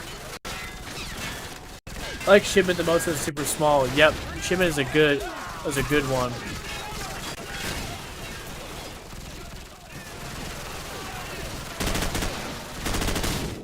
Oh, my first death.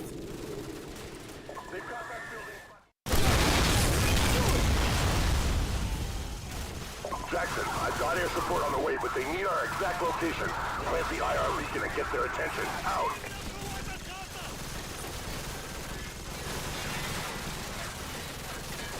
Which one is the beacon? Oh, here. Oh, I was supposed to do that. Okay. Positive ID on your I was trying to shoot the machine guns. I was supposed to do the objective. Stand by.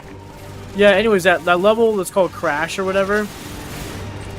On this game, they did a Christmas version of it with like a Christmas tree in the middle. It was like really cool. Christmas lights, all kinds of stuff. I think it was an actual Activision mod, like built into the game, not some third-party mod. Oh yeah, I remember that. Okay, if you remember that, then playing console, then yeah, it must have been built, baked into like an update, not like a third-party mod. Then. Roger that. All targets destroyed. We're out of here. Good luck, boys. Out. Command, LZ is secure. Bring in the engineers and let's get this tank moving. Roger that. They're on the way. Good work. Out.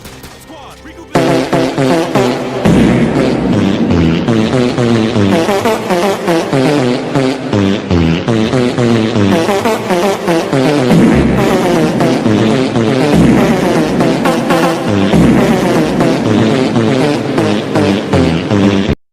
Victory, dude.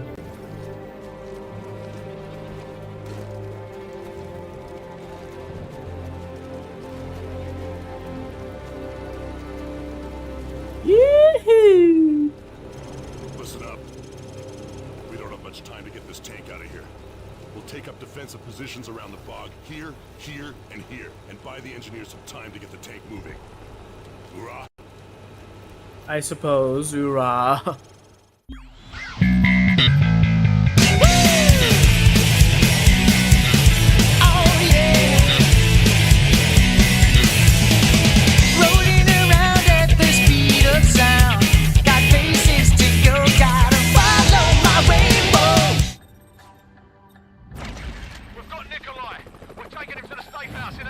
Great song. 0700 hours out.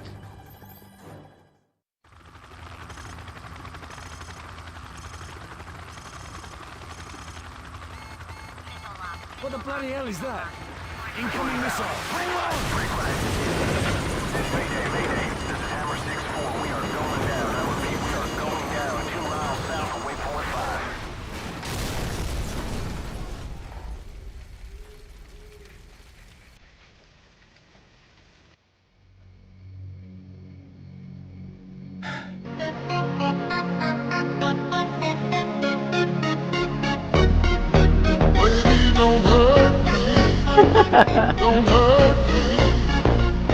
Get moving before the search parties get here.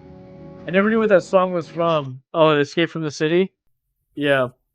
Sonic. It's from Sonic Adventure 2, the opening level. You're like on a snowboard going down. It looks like San Francisco. Like going down trying to escape from a big ass like semi truck trying to trace you. Well, at one point, not the whole level, but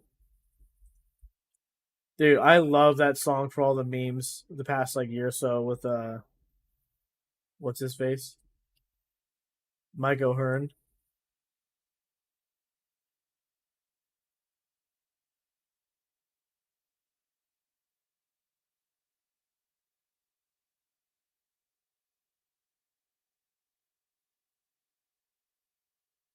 Hold on 1 second.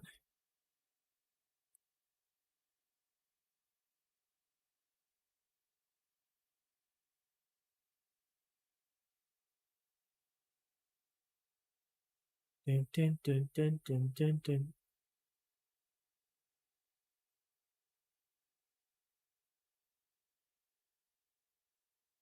Dun, dun, dun, dun, dun, dun, dun.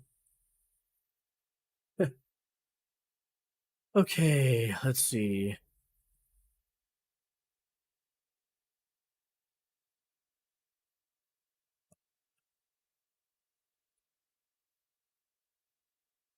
Okay, you know what? Actually,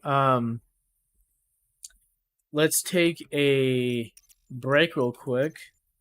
We've been streaming for 2 hours, and I'm been on my butt too long. I need to get up, walk around for a second, and then we'll be back to play some more stuff. So yeah, BRB. Got to get up and walk around a little bit.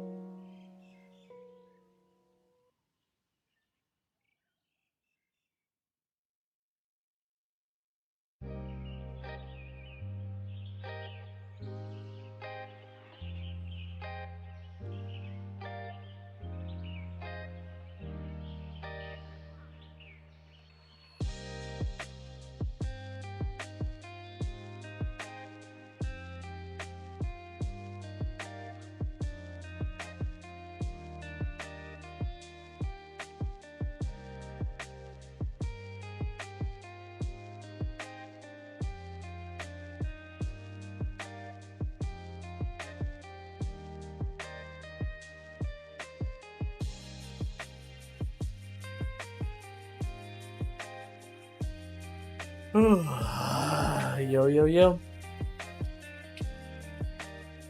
Ugh.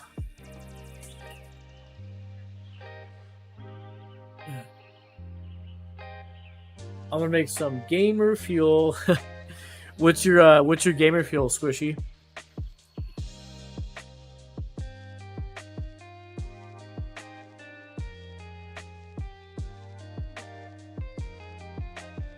Ugh.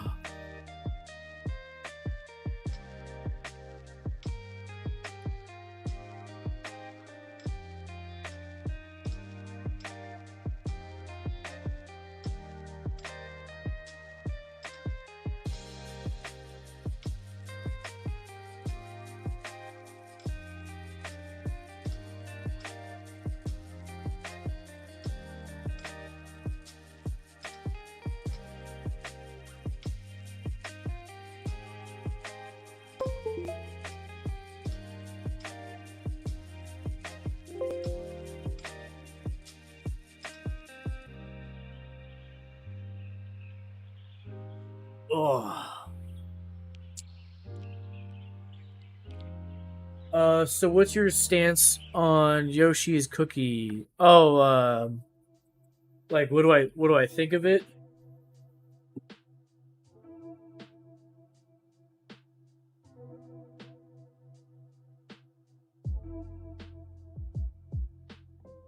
Oh.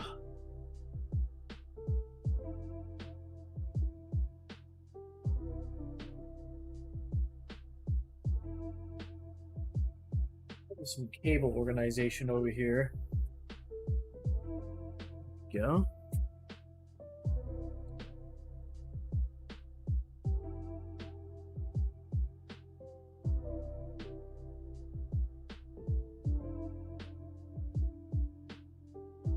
That, and what do you think how far you would go with it? Okay, yeah, so answer the first part of your question. I like it. I think it's a fun game. Never really played it. So it's fun getting to experience it. And then how far I go? I think we'll go to round 10.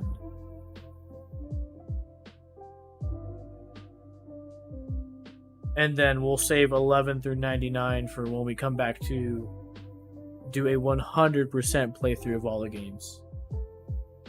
I think that's a fair take on it, so we're not like caught up on the game too long, you know.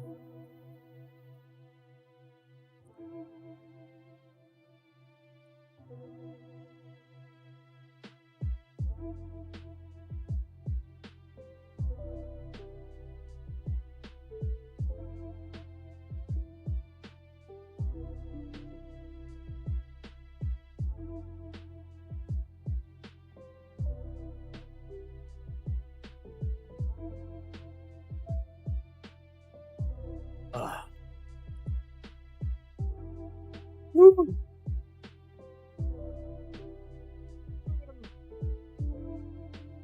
What are your guys' take on Yoshi's Cookie? Do you guys like it?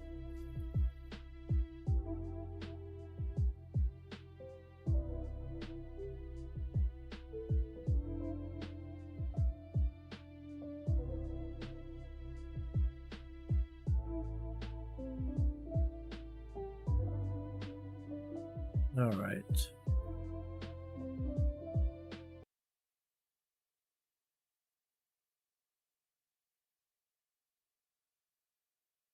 Yoshi's what? Oh, Yoshi's Cookie. The Mario game we're currently playing through. All right, let's go ahead and get into playing this.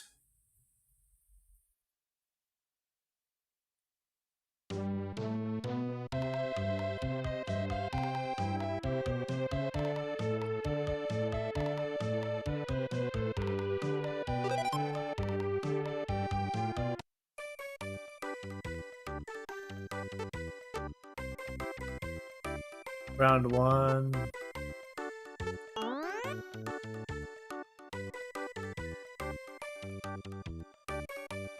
Wait, we gotta load. Okay, it's not right. It didn't save. Here we go. Round 4, stage 1. That's what we're on.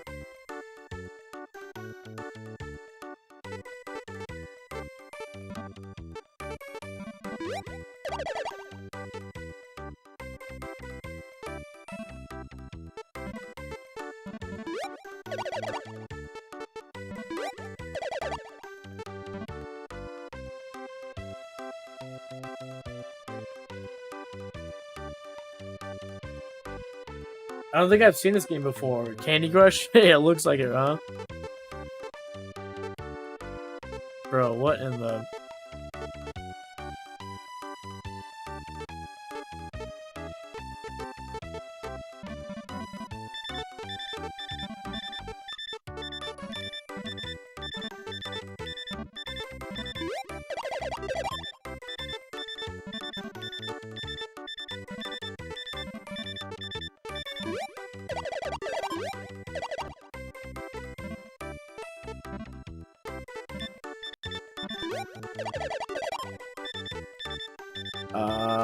what in the world?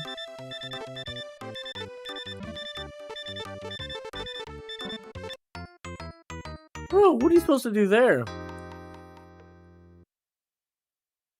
When was Candy Crush? Wasn't like a 07 iOS game? It sounds like it.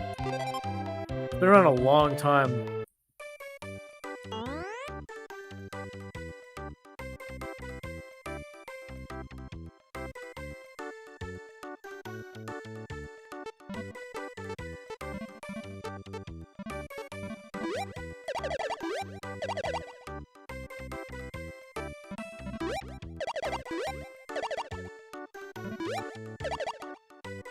Okay, we're doing a little better on this stage.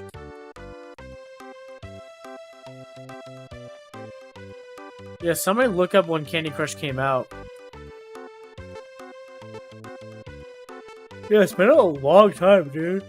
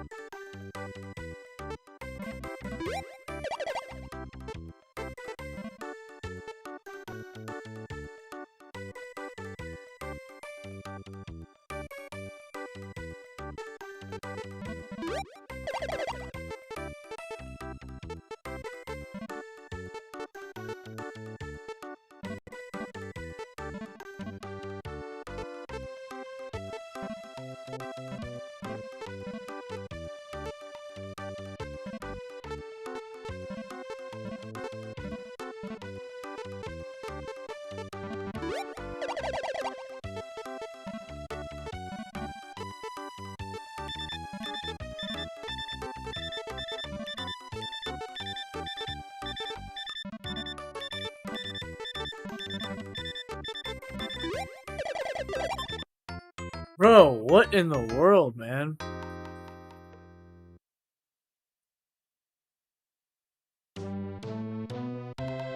A while after I assumed. Oh, 2012, okay.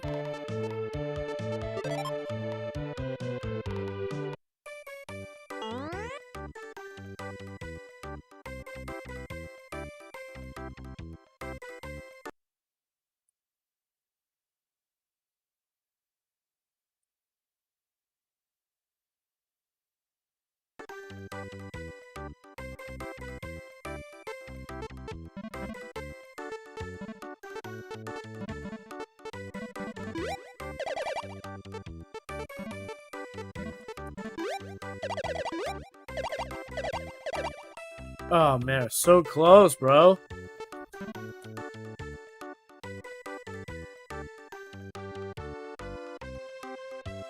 Oh man, come on. Ah, oh, dude.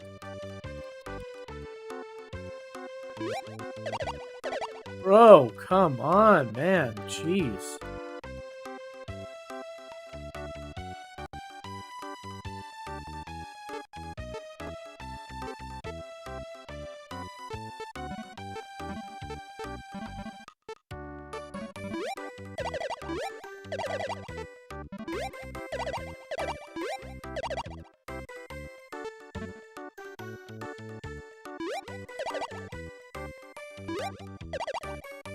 Yo, come on. We're hanging out too long in this level.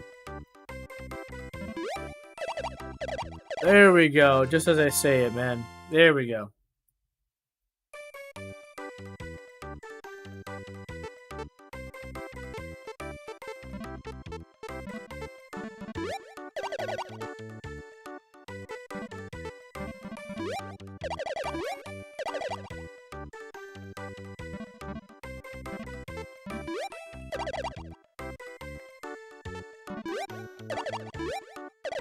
Boom!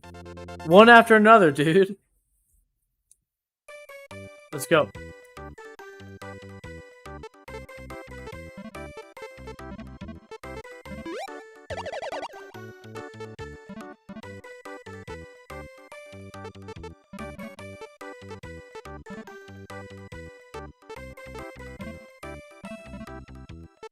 Holy moly, come on.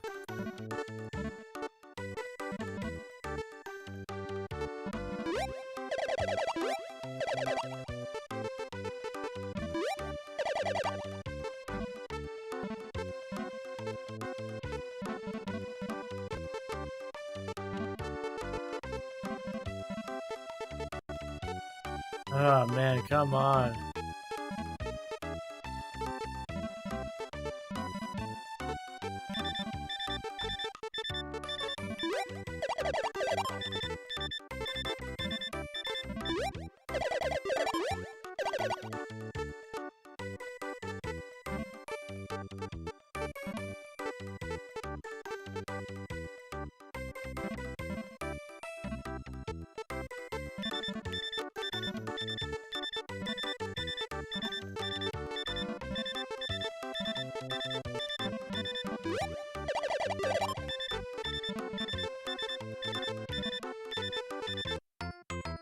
Jeez, come on, man. Do-dee-do-dee-do-dee-do-dee-do.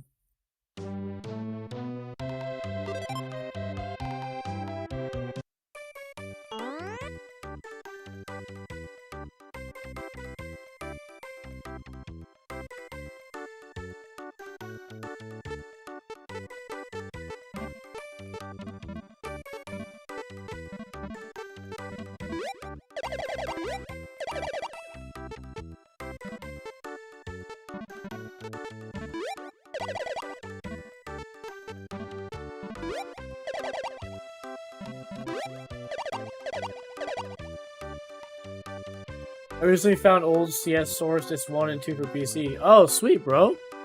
That's really cool.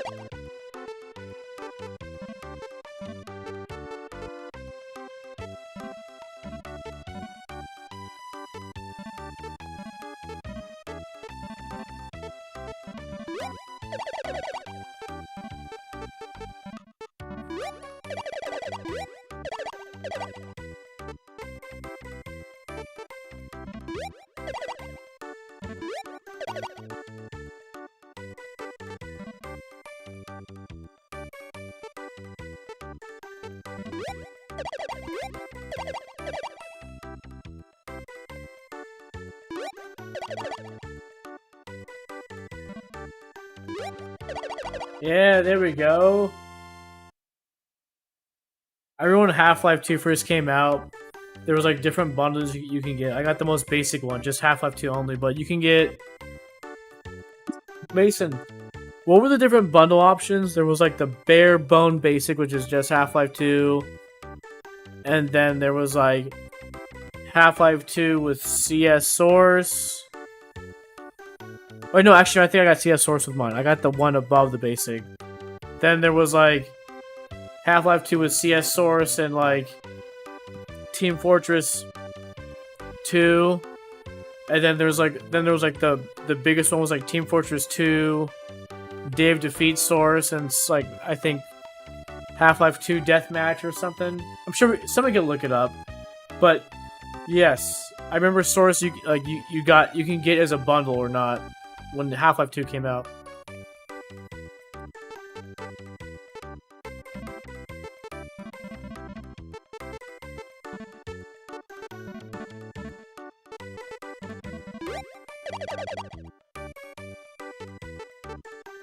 No way, there's service for COD 4 DVD still. See? I figured there might be a small percentage. Private servers, yep.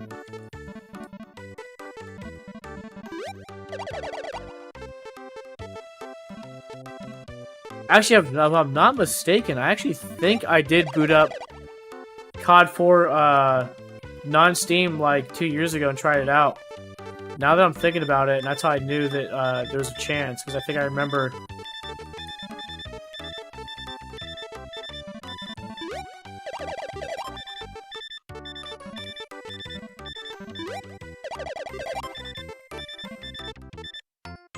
Oh, man. Only on stage 4, bro. These are getting hard. Yeah, so by the time we get to round 10, dude, that'll be it, bro. Because this is taking so long. Wow, my disc is 1.0, 1.2 since I got kicked. Since it kicked me from the lobby, I guess I got OG disc. Wow. Yeah, you probably have to install a patch update or something. I think that was probably still from the time you have to do it manually. Like the game won't patch and boot or update like it does now. That's how games used to be, if you guys believe it or not. You used to actually have to go. Only certain companies that were like huge allowed for updates like in party. Most of it had to be done through like going to the websites.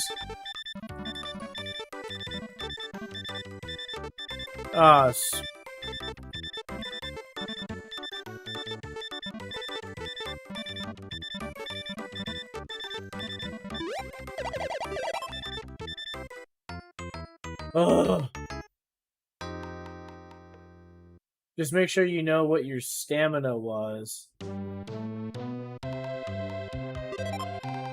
Yo, you mean like in Yoshi? Is there like a stamina thing? Back when Steam was the only platform that had the option for update in a range of games, right? Yes. So back then, Steam, gosh, in 2007, dude, it might have only been Half-Life 2 games.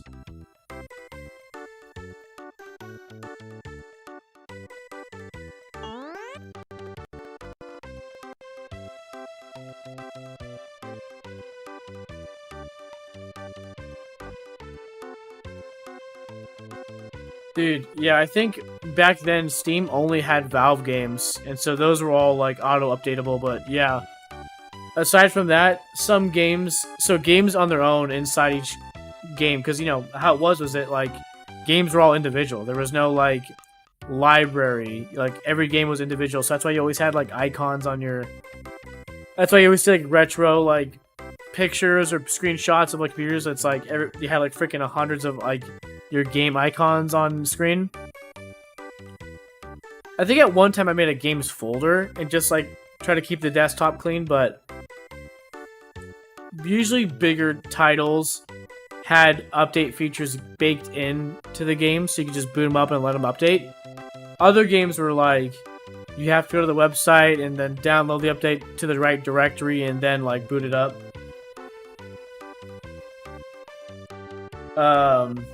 You can't do it, can you? Oh, you mean beat this level?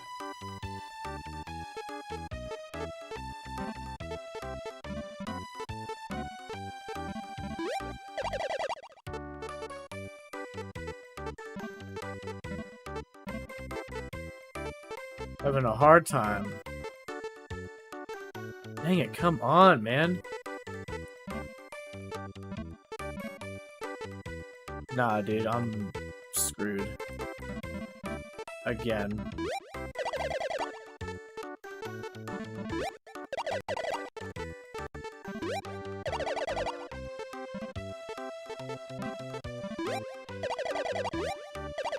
Okay.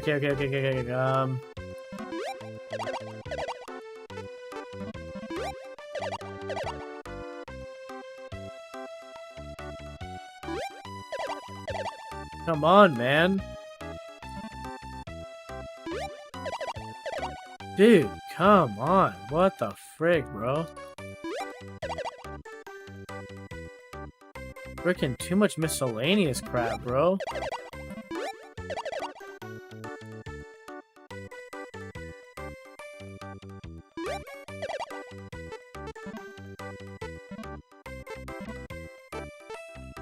What in the world?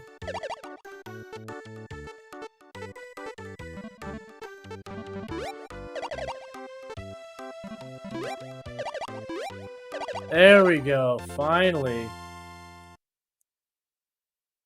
Stage 5. 5 stages per round, which is weird.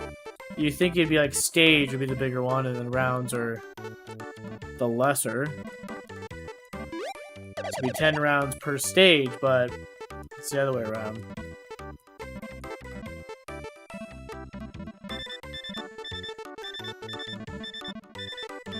Ugh.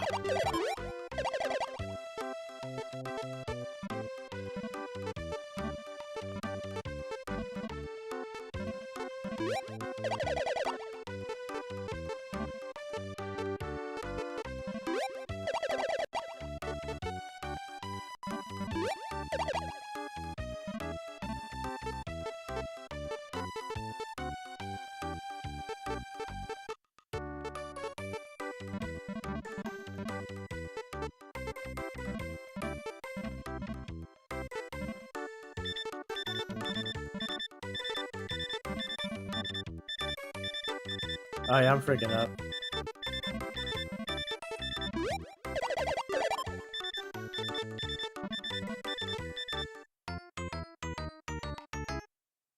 Is there a way to make COD 4 windowed? Probably not. We'll try alt-tabbing. Actually, not thinking about it. Alt-tab.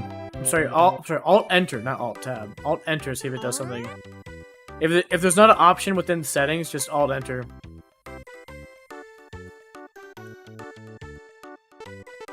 Or see if there's a configuration file.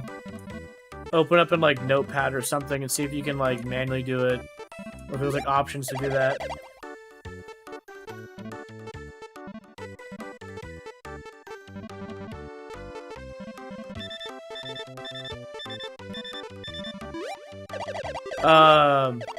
Check Steam community. There's probably people who have like asked that same question. I'm sure somebody's got an answer.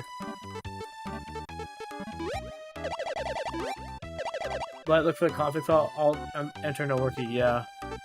Yeah, see if it has like a list of stuff in the config file, like resolution, all that crap, where you can manually just change right there.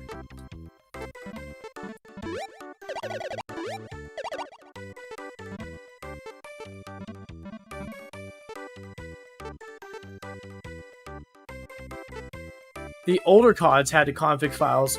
That's actually how you have to get the Call of Duty 2003, the original one, to play in like 16:9 and at a high resolution. You have to go in the config file. That and its expansion, United Offensive or whatever.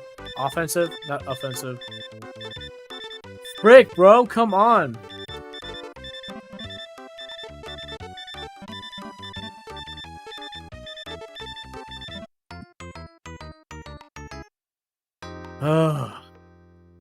Bro, it's taking this long to do one round. Only the CODs that own Steam are COD 03 and COD Modern Warfare 2, none others. Man, they are all good. I highly suggest playing through them all, put them on your wish list, and then let Steam email you when they're like, when there's discounts, and then pull the trigger when it's on a good discount. that's the thing about Steam. That is the strategy with Steam. Any game you want, put it on your wish list. Throughout the year, you're gonna get multiple emails about the game you want being on sale, but most of the time, it's gonna be like a lame sale, like 10% off, 50% off.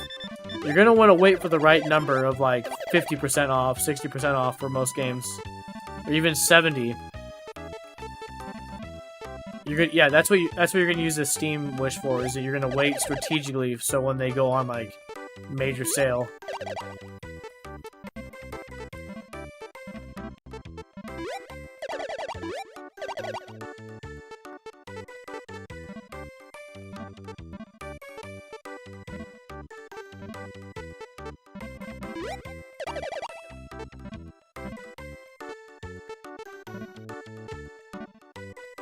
Oh my gosh.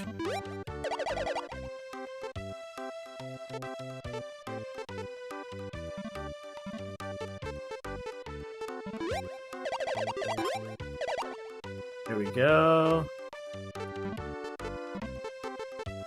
Boom.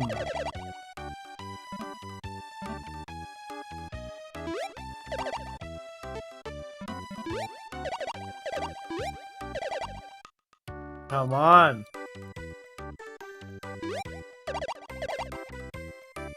Bro, we're so close.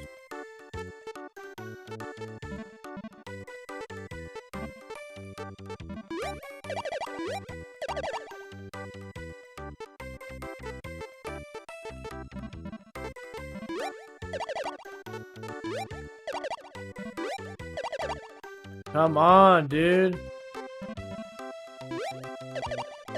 Oh my gosh.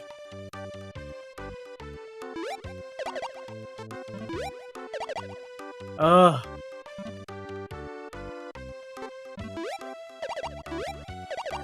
Dude, come on, man. Let's go. We're down to the last two. There we go. Finally, man. Black Ops 3 is the one I played most since that was the only COD I had for Xbox One, which was the first console that was specifically mine, not a family console. Oh, sweet. Okay, so you could... That was the console you could call your own. That's sweet, yeah.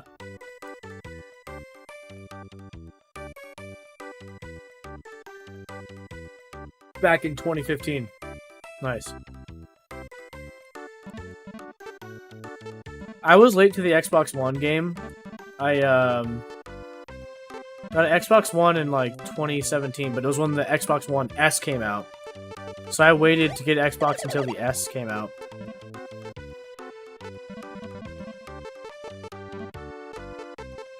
Oh man, come on.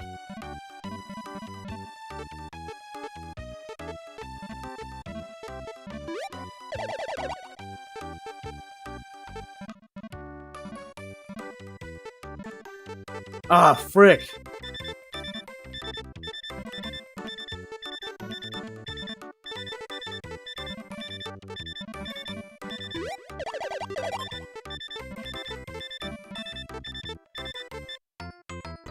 Bro, come on.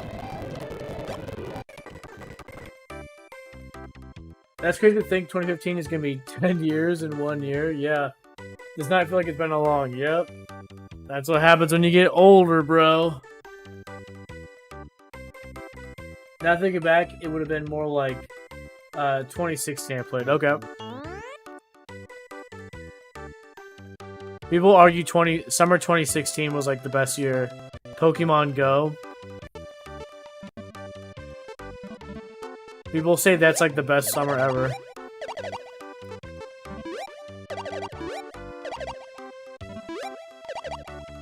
Come on, this time around be good, be good. Let's hurry up.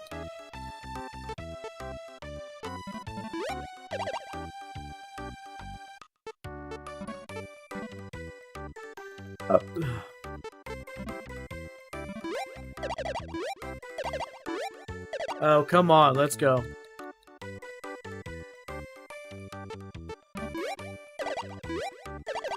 Come on, come on, come on.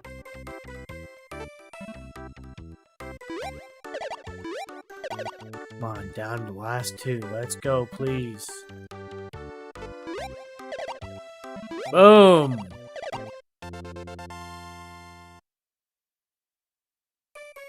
Who else here is a Pokemon Go fan?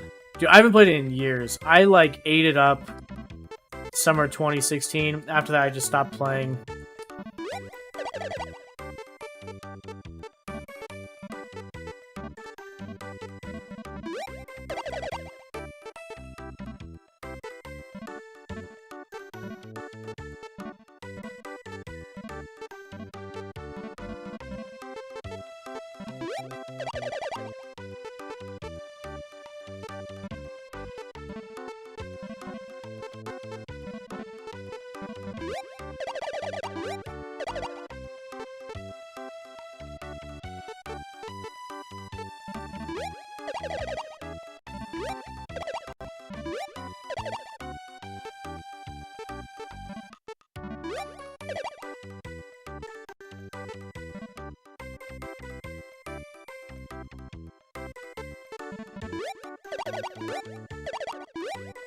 Here we go, come on.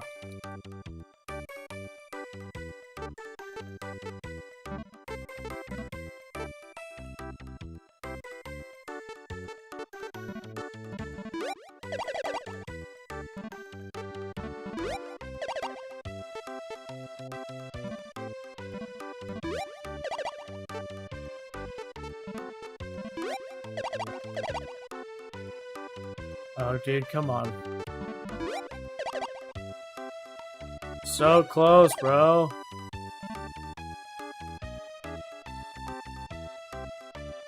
Yikes, okay.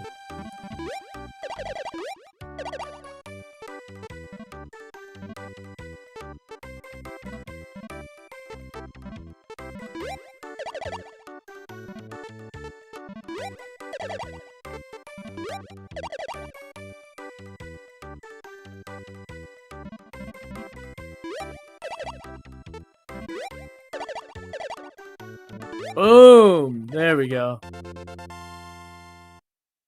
I never played it. Maybe once check it out, but never cared much for anything Pokemon.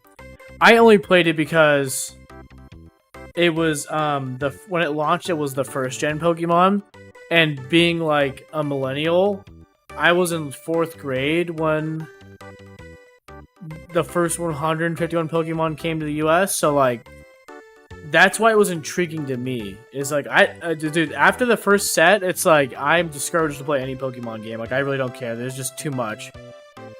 But the first set, I like ate that up. Watched the show, collected the cards, played red, blue, and yellow version. Like that's why I enjoyed it. But yeah, other than that, I'm whatever about Pokemon. Never touched it. I don't play any mobile games. The rare time when I'd be doing so, I'd read a few pages of a book on my phone. Right. Yeah, I have the Amazon Kindle app on my phone. I would actually use that. I download, I kind of do it strategically. I haven't done it in a while, but like, if I would buy like coffee books, and I would read them while at a coffee shop, like back 2016, 2017. I would strategically get the book as the Kindle version, but I don't have like an actual Kindle. I would just get the Kindle app and just like, do it on my phone. And I had to go to a coffee shop and then read the coffee book while I'm in the coffee shop. I played Pokemon Go for a while because of the skits on TikTok had been elusive. Do you remember RHCC? There was a gym nearby. Or a Poke Center, so you can get like Pokeballs and stuff. I would like be up in like in the but do like record audio on Saturday nights. I would like I would like get a bunch of it like just sitting there at Rolling Hills Covenant Church.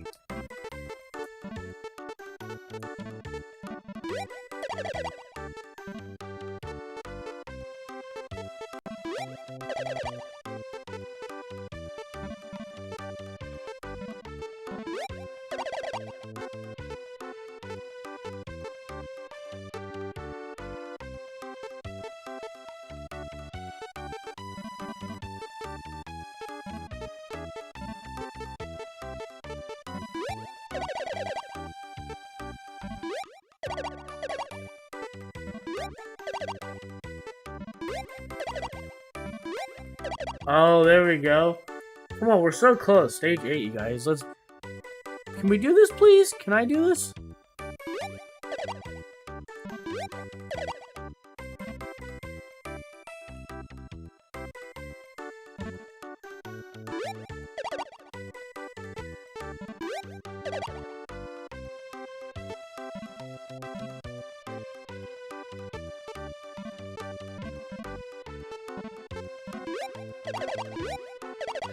There we go.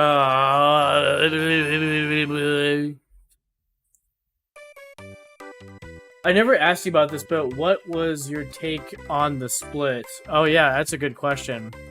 That is going to be a mouthful about it. Unfortunate that it had to happen, but to be quite honest, I think it needed to happen. RHCC just had way too many different theologies that were just competing and wrestling all the time internally. Like, so I sort of knew about it from being, like, on ministry, but, like, from people working there, they said, like, at one point it just became, like, really hard to work together with people. Because you have so many people that, like, have conflicting beliefs, like, on a take on a passage. You know? It's like, it's so hard. Because, and so they used to argue, and I remember even, like, JP used to say it, and it's like, the denomination allows for all these different, like, takes, you know, different, like, camps of theology, and because of that, what we do to combat it, or stave off the inevitable conversations, are if we can agree on the basic stuff. And the issue that I've, like, had with that, even when I was told that, was I was like, well, eventually you're gonna have to have the hard questions. Of, like, what is your stance on the gifts of the spirits? What is your stance on women teaching? Like, eventually you're gonna have to, you can't, like, stick your head in the sand and pretend like those differences don't exist. We're gonna have to come together and figure it out. And so after, you know, it took years to do that, but yeah, like, internally, like, the church was not healthy for a long time. I mean, that was revealed. Like, staff, like, was having a hard time, and so this split was inevitable, because essentially you just have, like, multiple churches operating under the same building, and, like, it's not good.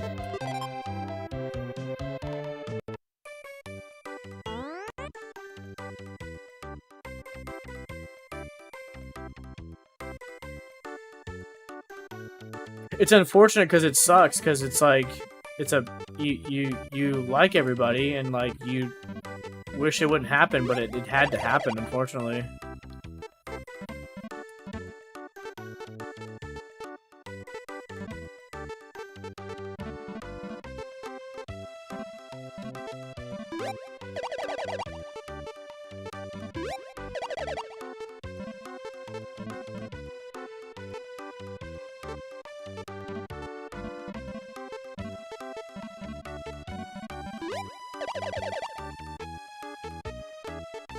Yeah, as much as, like, to the external, they made it look like everybody was working hard to, like, work through the differences. It was a struggle. That people were barely being able to work through the differences. It was, like, on the verge of chaos for years before the actual split in 2020. If you can believe that. There was problems years before that even happened. Like, it started way before those, like, issues with, like, the all-church meeting and stuff like that. Like, that stuff was already beginning. It just finally got to, like, the tipping point, like, back in 2020 when you saw that with, like, the, those, like, meetings and stuff. Oh, dang it.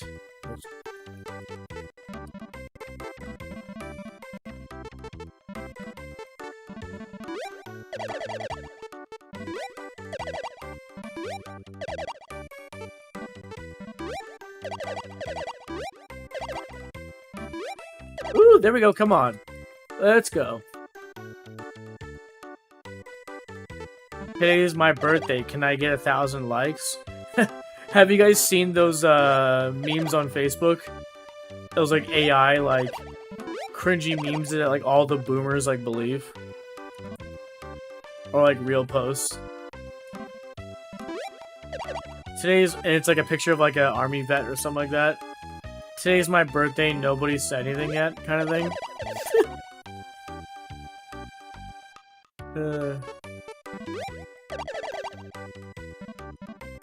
Dun, dun, dun.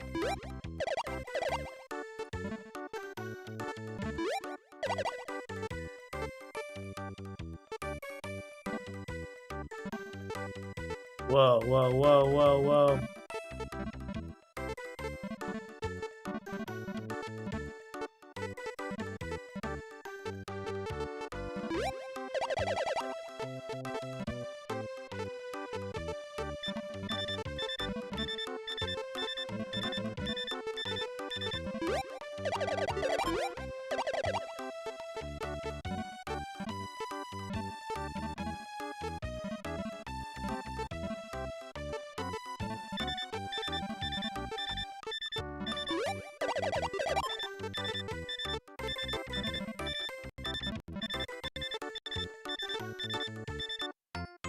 Oh man, oops.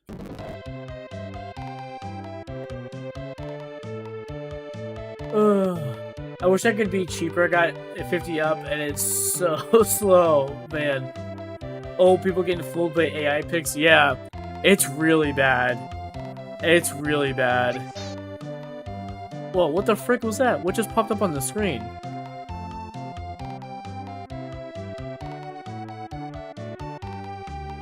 It sucks. You know, media literacy or like social media literacy and like tech literacy are like have to play a huge part in like discerning stuff. I feel bad for boomers because it's like a lot of them are mostly behind and like don't understand tech, don't understand social media like we do. Welcome to my world. I've been disappointed by upload with fiber because it turns out most things limit your upload to them anyway, so it doesn't matter. Uploading video from PS5 is heavily throttled. Uploading to Google Drive is throttled. Nothing can really use it. Yeah, consoles are locked. I've known that. I think like so I have a gig over a gig, and the Xbox One is like I think locked at like 300 megabits per second. Same with like the PS4. Like at one point, like I realized they were all locked. Even and I'm talking connected directly to Ethernet. Like, like I found out they were actually locked. But yes. Also, too, I'm sure y'all know this, but did you know if you have the wrong cable, you guys, you can be throttling your internet. So Cat5 supports up to 1,000 megabits per second, so like a gig over a gig fiber. But did you guys know if you pay for anything higher than that and you still have a Cat5, you're not going to get anything higher than that? You're going to need like a Cat5e or Cat6 to actually get anything higher than a gig over a gig. Oh, what's funny is in Frontier Fiber, which we have, it's a gig over a gig, but the asterisks say 900 download, 800 upload. I mean, and we've like talked about this a bunch on stream before. I felt like that difference, you're not going to see a big difference of a 100 megabit per second difference, 200 megabit. But it's one of those things where it's like, I should have it though. If that's what you're calling it, I should have those speeds. Like right now, like hold on.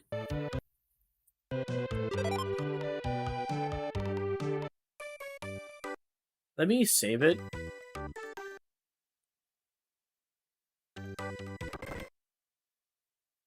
Let's do a speed test. Well, I'm streaming right now, so I'm just curious if it'll actually.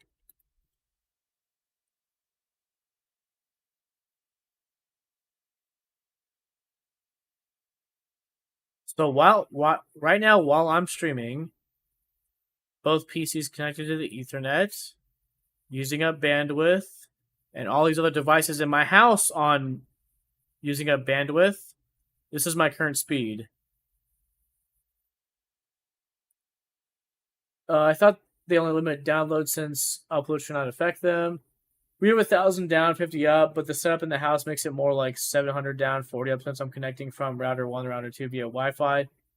Not Ethernet at the moment since I'm redoing my room's networking bit. Okay, for sure. Yeah, so this is my speed. Let's see if we can do it again, huh?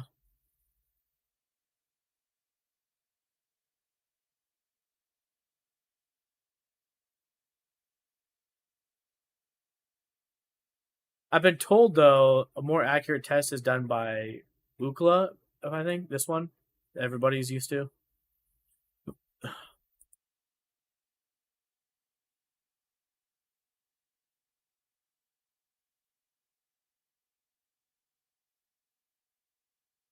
So right now, because we have a gig over a gig, we're not truly getting 1 gig over 1 gig. I'm okay with my Cat 5 cabling. But if we ever upload or ever get a faster speed, I'm gonna have to buy like a Cat 6 cable.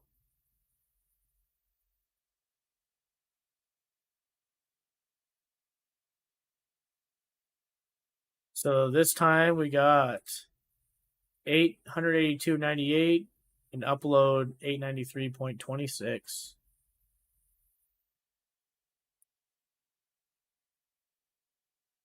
Damn, that upload is crazy, yeah. So I would argue this. Unless you guys are streaming or you need to be uploading big files, right? You really don't need a high upload speed. Because at that point it's just a useless flex. Like you don't need it. I need it because I actually do move big files around a lot. So one for streaming, I stream and upload plays a part in that. But number 2 with editing, I do a lot of like moving files around over, like Google Drive and stuff like that. Like in situations where I can't so I have an external hard drive is actually what I record with or record to on my stream PC, because then I can bring it to my main PC and then move those files over to my hard drive locally on my main PC and edit off of that, and then I put it back. There are some instances though where like I need to use Google Drive to like access those like files and like move them that way, and sometimes I need that, or especially even uploading to YouTube.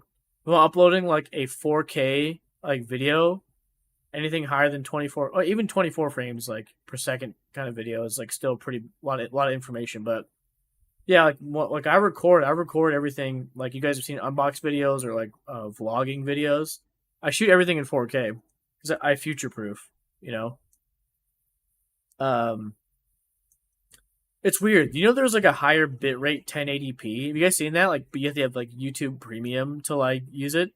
It's so dumb because like you can watch a higher bitrate 1080p, or you can watch sometimes like some people do 4K. It's like, why would you make your video have a 1080p higher bitrate option when you could just upload to 4K? It's so dumb.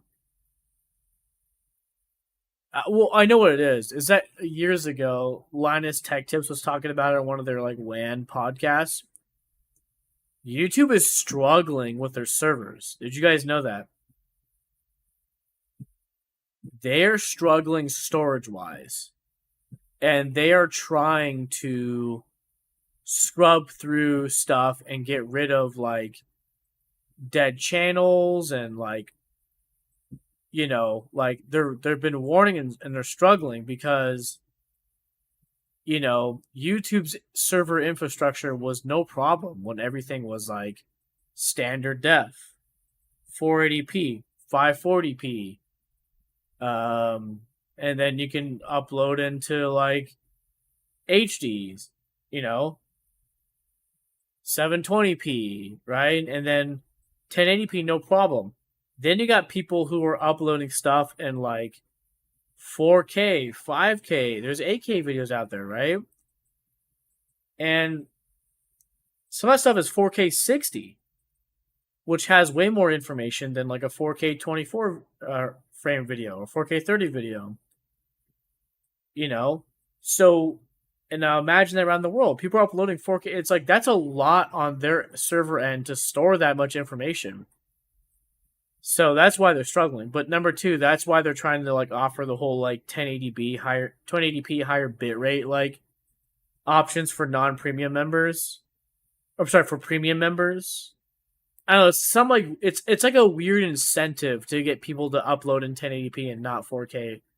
I don't know. I think it's because it's like I think they're trying to get the uploader or the YouTuber to not upload in 4K, but to upload in like a high bitrate version of 1080p, which would be like a really high quality 1080p, like maybe not too far in terms of quality of 4K, but still very far in terms of like information wise, like how much information storage wise that is, like still a ways off from 4K, right?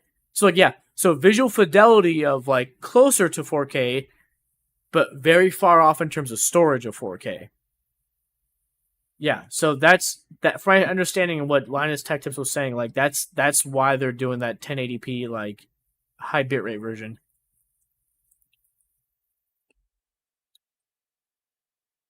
Let's see. Let me catch up. True, I only ever upload like maybe once a month, not even. But the issue is that 1 or 2 times is big. My last archive.org upload was 60 gigabytes. Terminator 4 DVDs.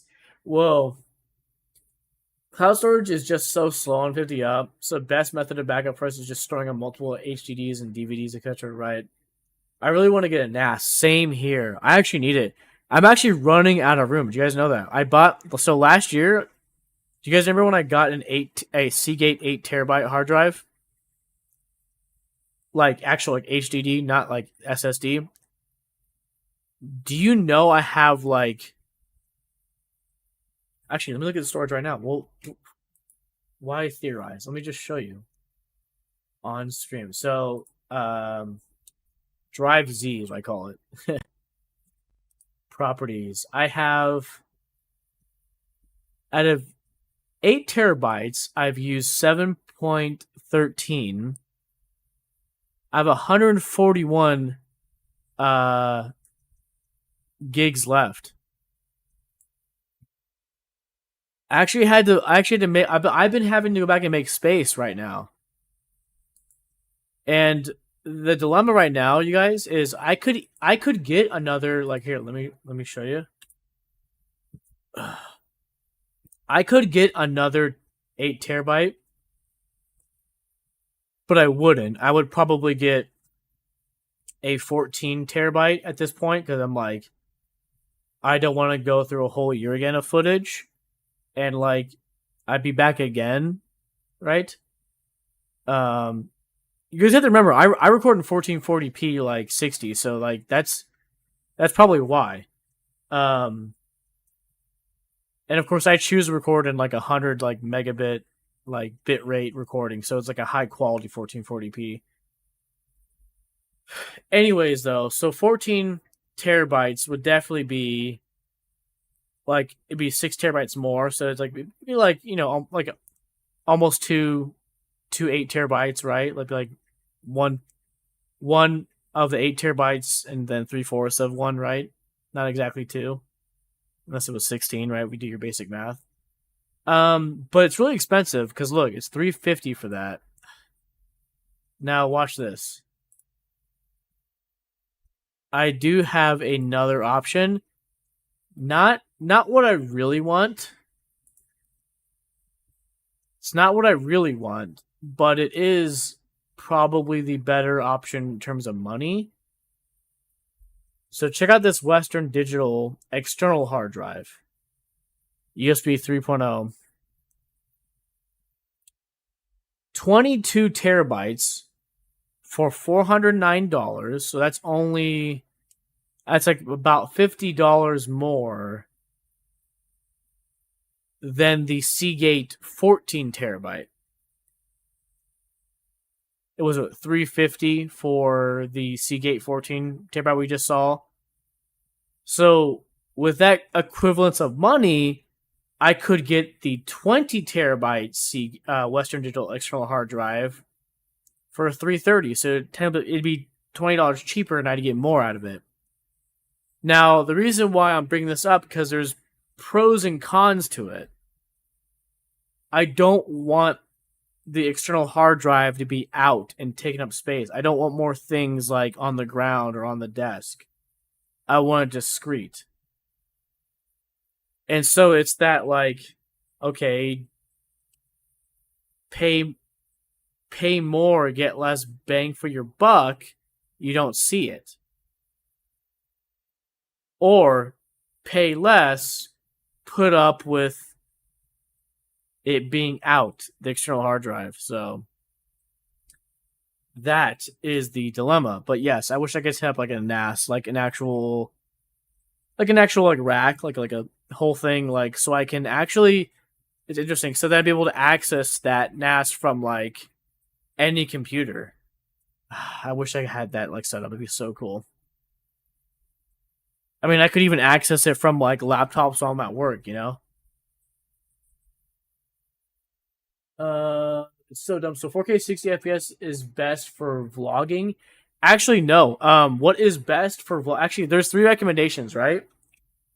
For different things. So get this. I was gonna pull up an example, but I don't think I can really. I'll just explain it. So there's a bunch of frame rates that exist, but the 3 main ones are this: 20, and it doesn't matter what resolution, but 24 frames, 30 frames, and 60 frames per second. Those are the 3 main frame rates people create content for. Slow motion, people do like 120 or 240 or even higher. You know, like even the iPhone can like do like 120 frames or 240 for slow motion. But yeah, anyways, but that's besides the point. So, like, and each frame rate is meant for 3 distinct things.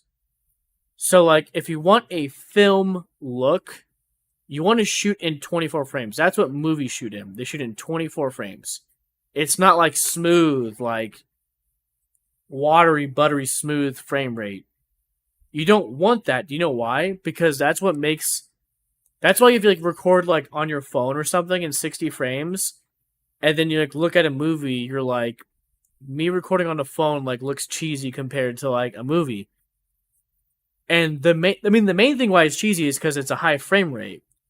The 24 frames makes it more look like a film, gives you a film look. And so the recommendation for is if you're shooting a subject, like so for example, like an unboxing video, right? Unboxing videos I shoot, right? Where like it's not people. There's no people in the shot, right? I'm shooting like unboxing. You're shooting landscape, scenery kind of stuff, right? Where there's no people. You want to do like 24. Or if you're shooting a film, you want to do 24, okay? If you're doing vlogging, right? Like camera on you. Hey, what's up, guys? This is Jamie here, and today we're going to be doing this, and come with me while, you know, let's go shopping for this. Come with me on my hike. You know, you guys have all seen videos like that. Those, for vlogging, are shot in 30 frames. For vlogging, you want 30. Not 24, because it just would look too, like, it look way too, like you're trying to shoot like a movie for something that doesn't need to look like that. Right? You see, like, so 30. Who shoots in 30 is, like, mostly a lot of those big channels, like, gosh, who's that one dude that always does tech reviews and starts with the M? I forget his name. Anyways, big vlog channels will tell you shoot in 30. Now, the thing about 60 frames. When do you want 60 frames? You want 60 frames for live. You rarely ever want 60 frames for anything. Now we're talking about shooting on a camera. We're not talking about games. Games, you definitely want minimum 60. Okay? In game, Ubisoft, and you guys remember like in the 2010s, like Ubisoft and some other companies were like the game's at 30 for a more cinematic feel, but it was like all bullshit because it was like you can only make the game run at 30 because you guys like don't know what you're doing. But they tried to like use that whole thing, but the whole point is like for games, like you don't want anything lower than 60. Like 60 should be like your adventure. For first person shooting, you want like a higher frame rate, right? But that's a whole other topic. We're talking about like filming. So for filming, you want live, you want 60. So you see this camera right here? You see this? The main one that we're using right now? This is in 1080. This is 1080p 60 live. Okay. Also, too, my stream is in 60 frames. Now, the reason you want live 60 frames, so like most sports games are all those are in 60 frames. The reason why you want 60 frames is because you want fluid motion. You want all the frames, you want more frames to be seen because you don't want to miss anything, right? In terms of like movement, how things are moving, right? That you want 60 frames for live. You never want to do 60 frames for vlogging, for shooting anything, because then it looks like you're like a camcorder. It looks like you're recording a home video. That's why that's like the main thing. If you take a film class, or the main things they tell you, like, why is it that like this looks good, but when I shoot it on my phone, it looks bad? And the main thing, so forget like color grading and filters and all that stuff, lighting, right? That's secondary. But the main thing they tell you is that you're recording at too high of a frame rate. Like, you know, like in your house, like recording your mom and your dad like opening presents on Christmas, or singing happy birthday, blowing out the candles, right? You're like, I want to shoot like a film, like almost like a movie, but it almost just looks like I'm shooting on my phone. That's because you're using too high of a frame rate. You don't want high frame rates for like a film look. You want it for live. But vlogging, 30 is the in between. That's the magic number, because you don't want it too filmy and like too choppy, because like you want people looking at you and movement, right? Like you still want things to be seen, but you don't want it too like fluidy, like 60, because then it looks like, it just looks like you're filming like in your room, like your mom blowing out her birthday candles. Does that make sense? So 3 frame rates are meant for 3 distinctive things. So for a film look and you're shooting something, you want 24. For vlogging, you want 30. For live, you want 60. Anyways, let me catch up with chat. I was going to ask you about the storage. How's the storage going on that? Oh, with the 8 terabyte thing? Yep. Almost out, bro. I saw that video last night again, and I was going to ask. When I saw that video, I noticed you uploaded in 4K. I assumed 8 terabyte was not going to last very long.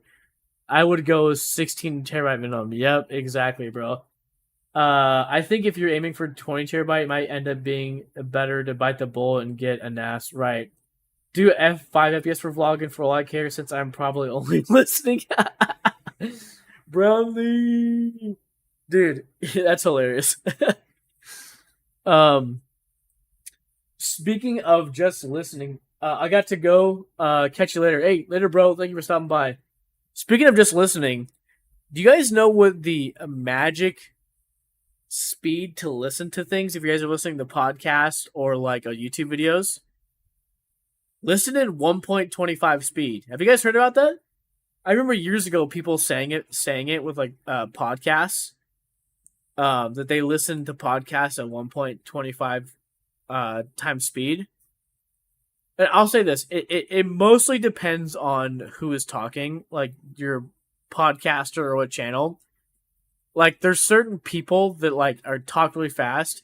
If you did 1.25, it'd be like 1.50. But for most people who have a cadence, even like me, like in the terms of the speed I talk, like you like listen to me at 1.25, and most podcasts are pretty like the I don't know, like I guess the cadence or like the speed of it is like on the slower side, right?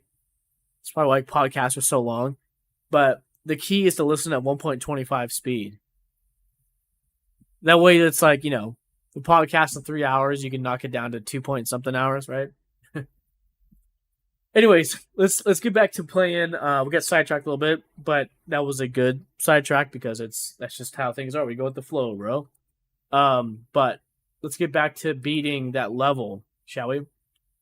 Nate, what do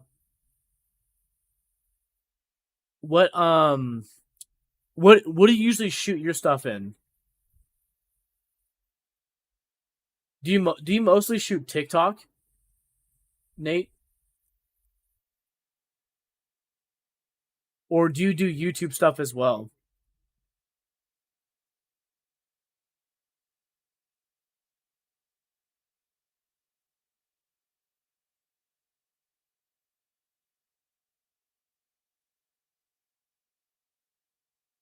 I listen to most things at 1.25 or 1.5. It depends on who it is and how long I've been listening to them. Right. There we go. That is a good take, a good strategy, Mason. Hey, stage 9. Can we do this? Already? No, we can't. Oh, yes, we can. Hurry up, bro. Put the fries in the bag, bro.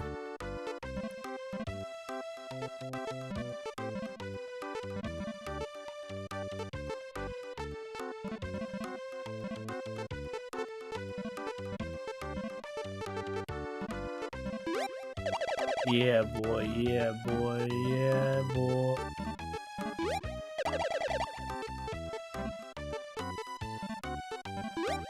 Yeah, boy. Yeah, boy. Let's go. Woo!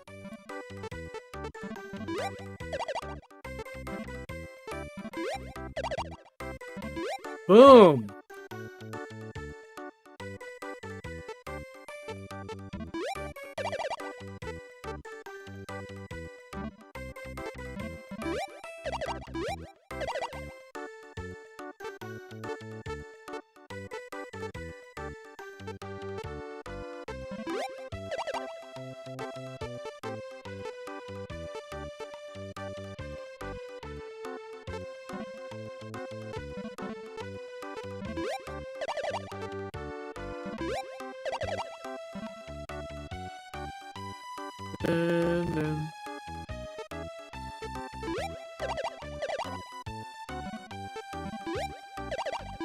Oh, yes!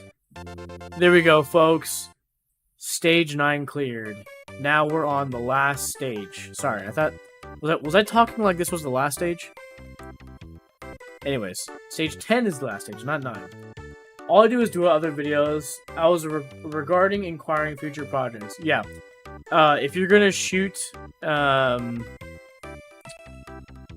any sort of vlog, whether vertical like for TikTok or like 16:9 or aka landscape, you know, for YouTube, 30 if you're gonna be the subject. If you're gonna shoot like cinematic stuff, 24. And if you ever decide you want to do something live and you have the option to, 60.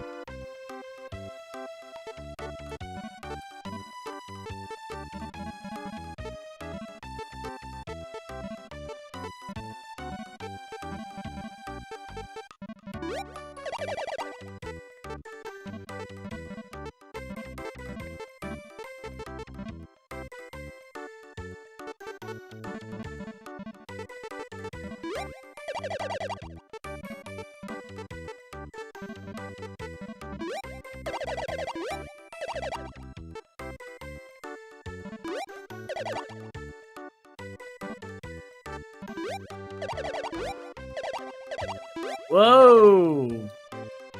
Rip, rip, rip, rip, rip, rip, rip, rip, rip. Oh, come on, let's go. Oh, dude. Oh, dude, come on, we're so close.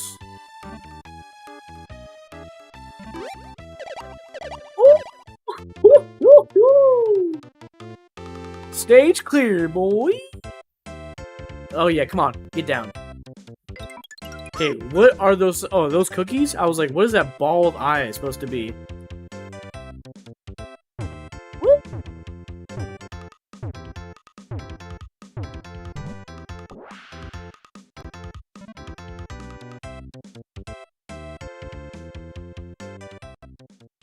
We did it, folks. We did it.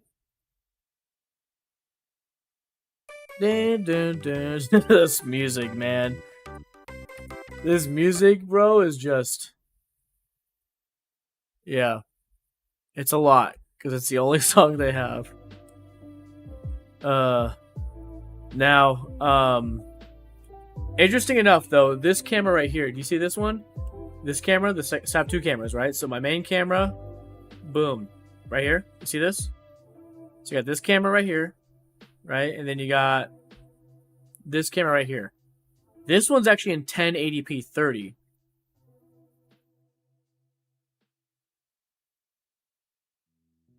Frames, yep.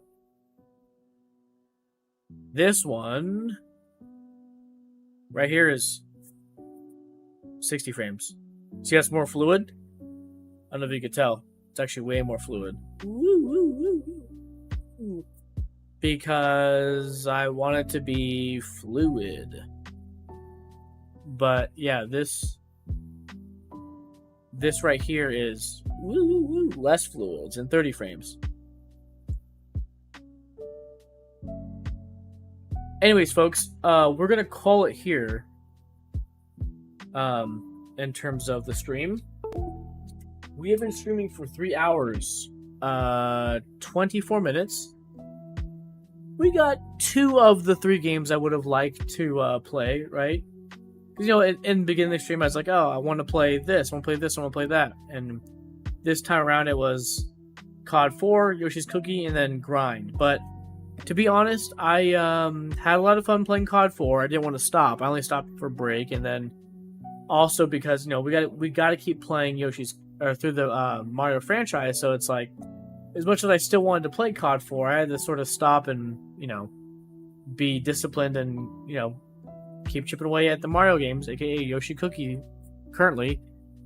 You know, and Modern Warfare 3 Camel Grind, that's not a necessity. That's just, I would like to close doing that. But that being said, you know, we got 2 things done tonight, right? We're played a little bit of our COD game, part of our COD franchise playthrough, COD 4. Completed another round, I guess. Yeah, completed another round on Yoshi's Cookie. We're on number 5 now, right? So 5 more rounds to go, and then we'll call it there. And again, let's see. I'm curious again. What's after Yoshi's Cookie? Let me see. I already forget.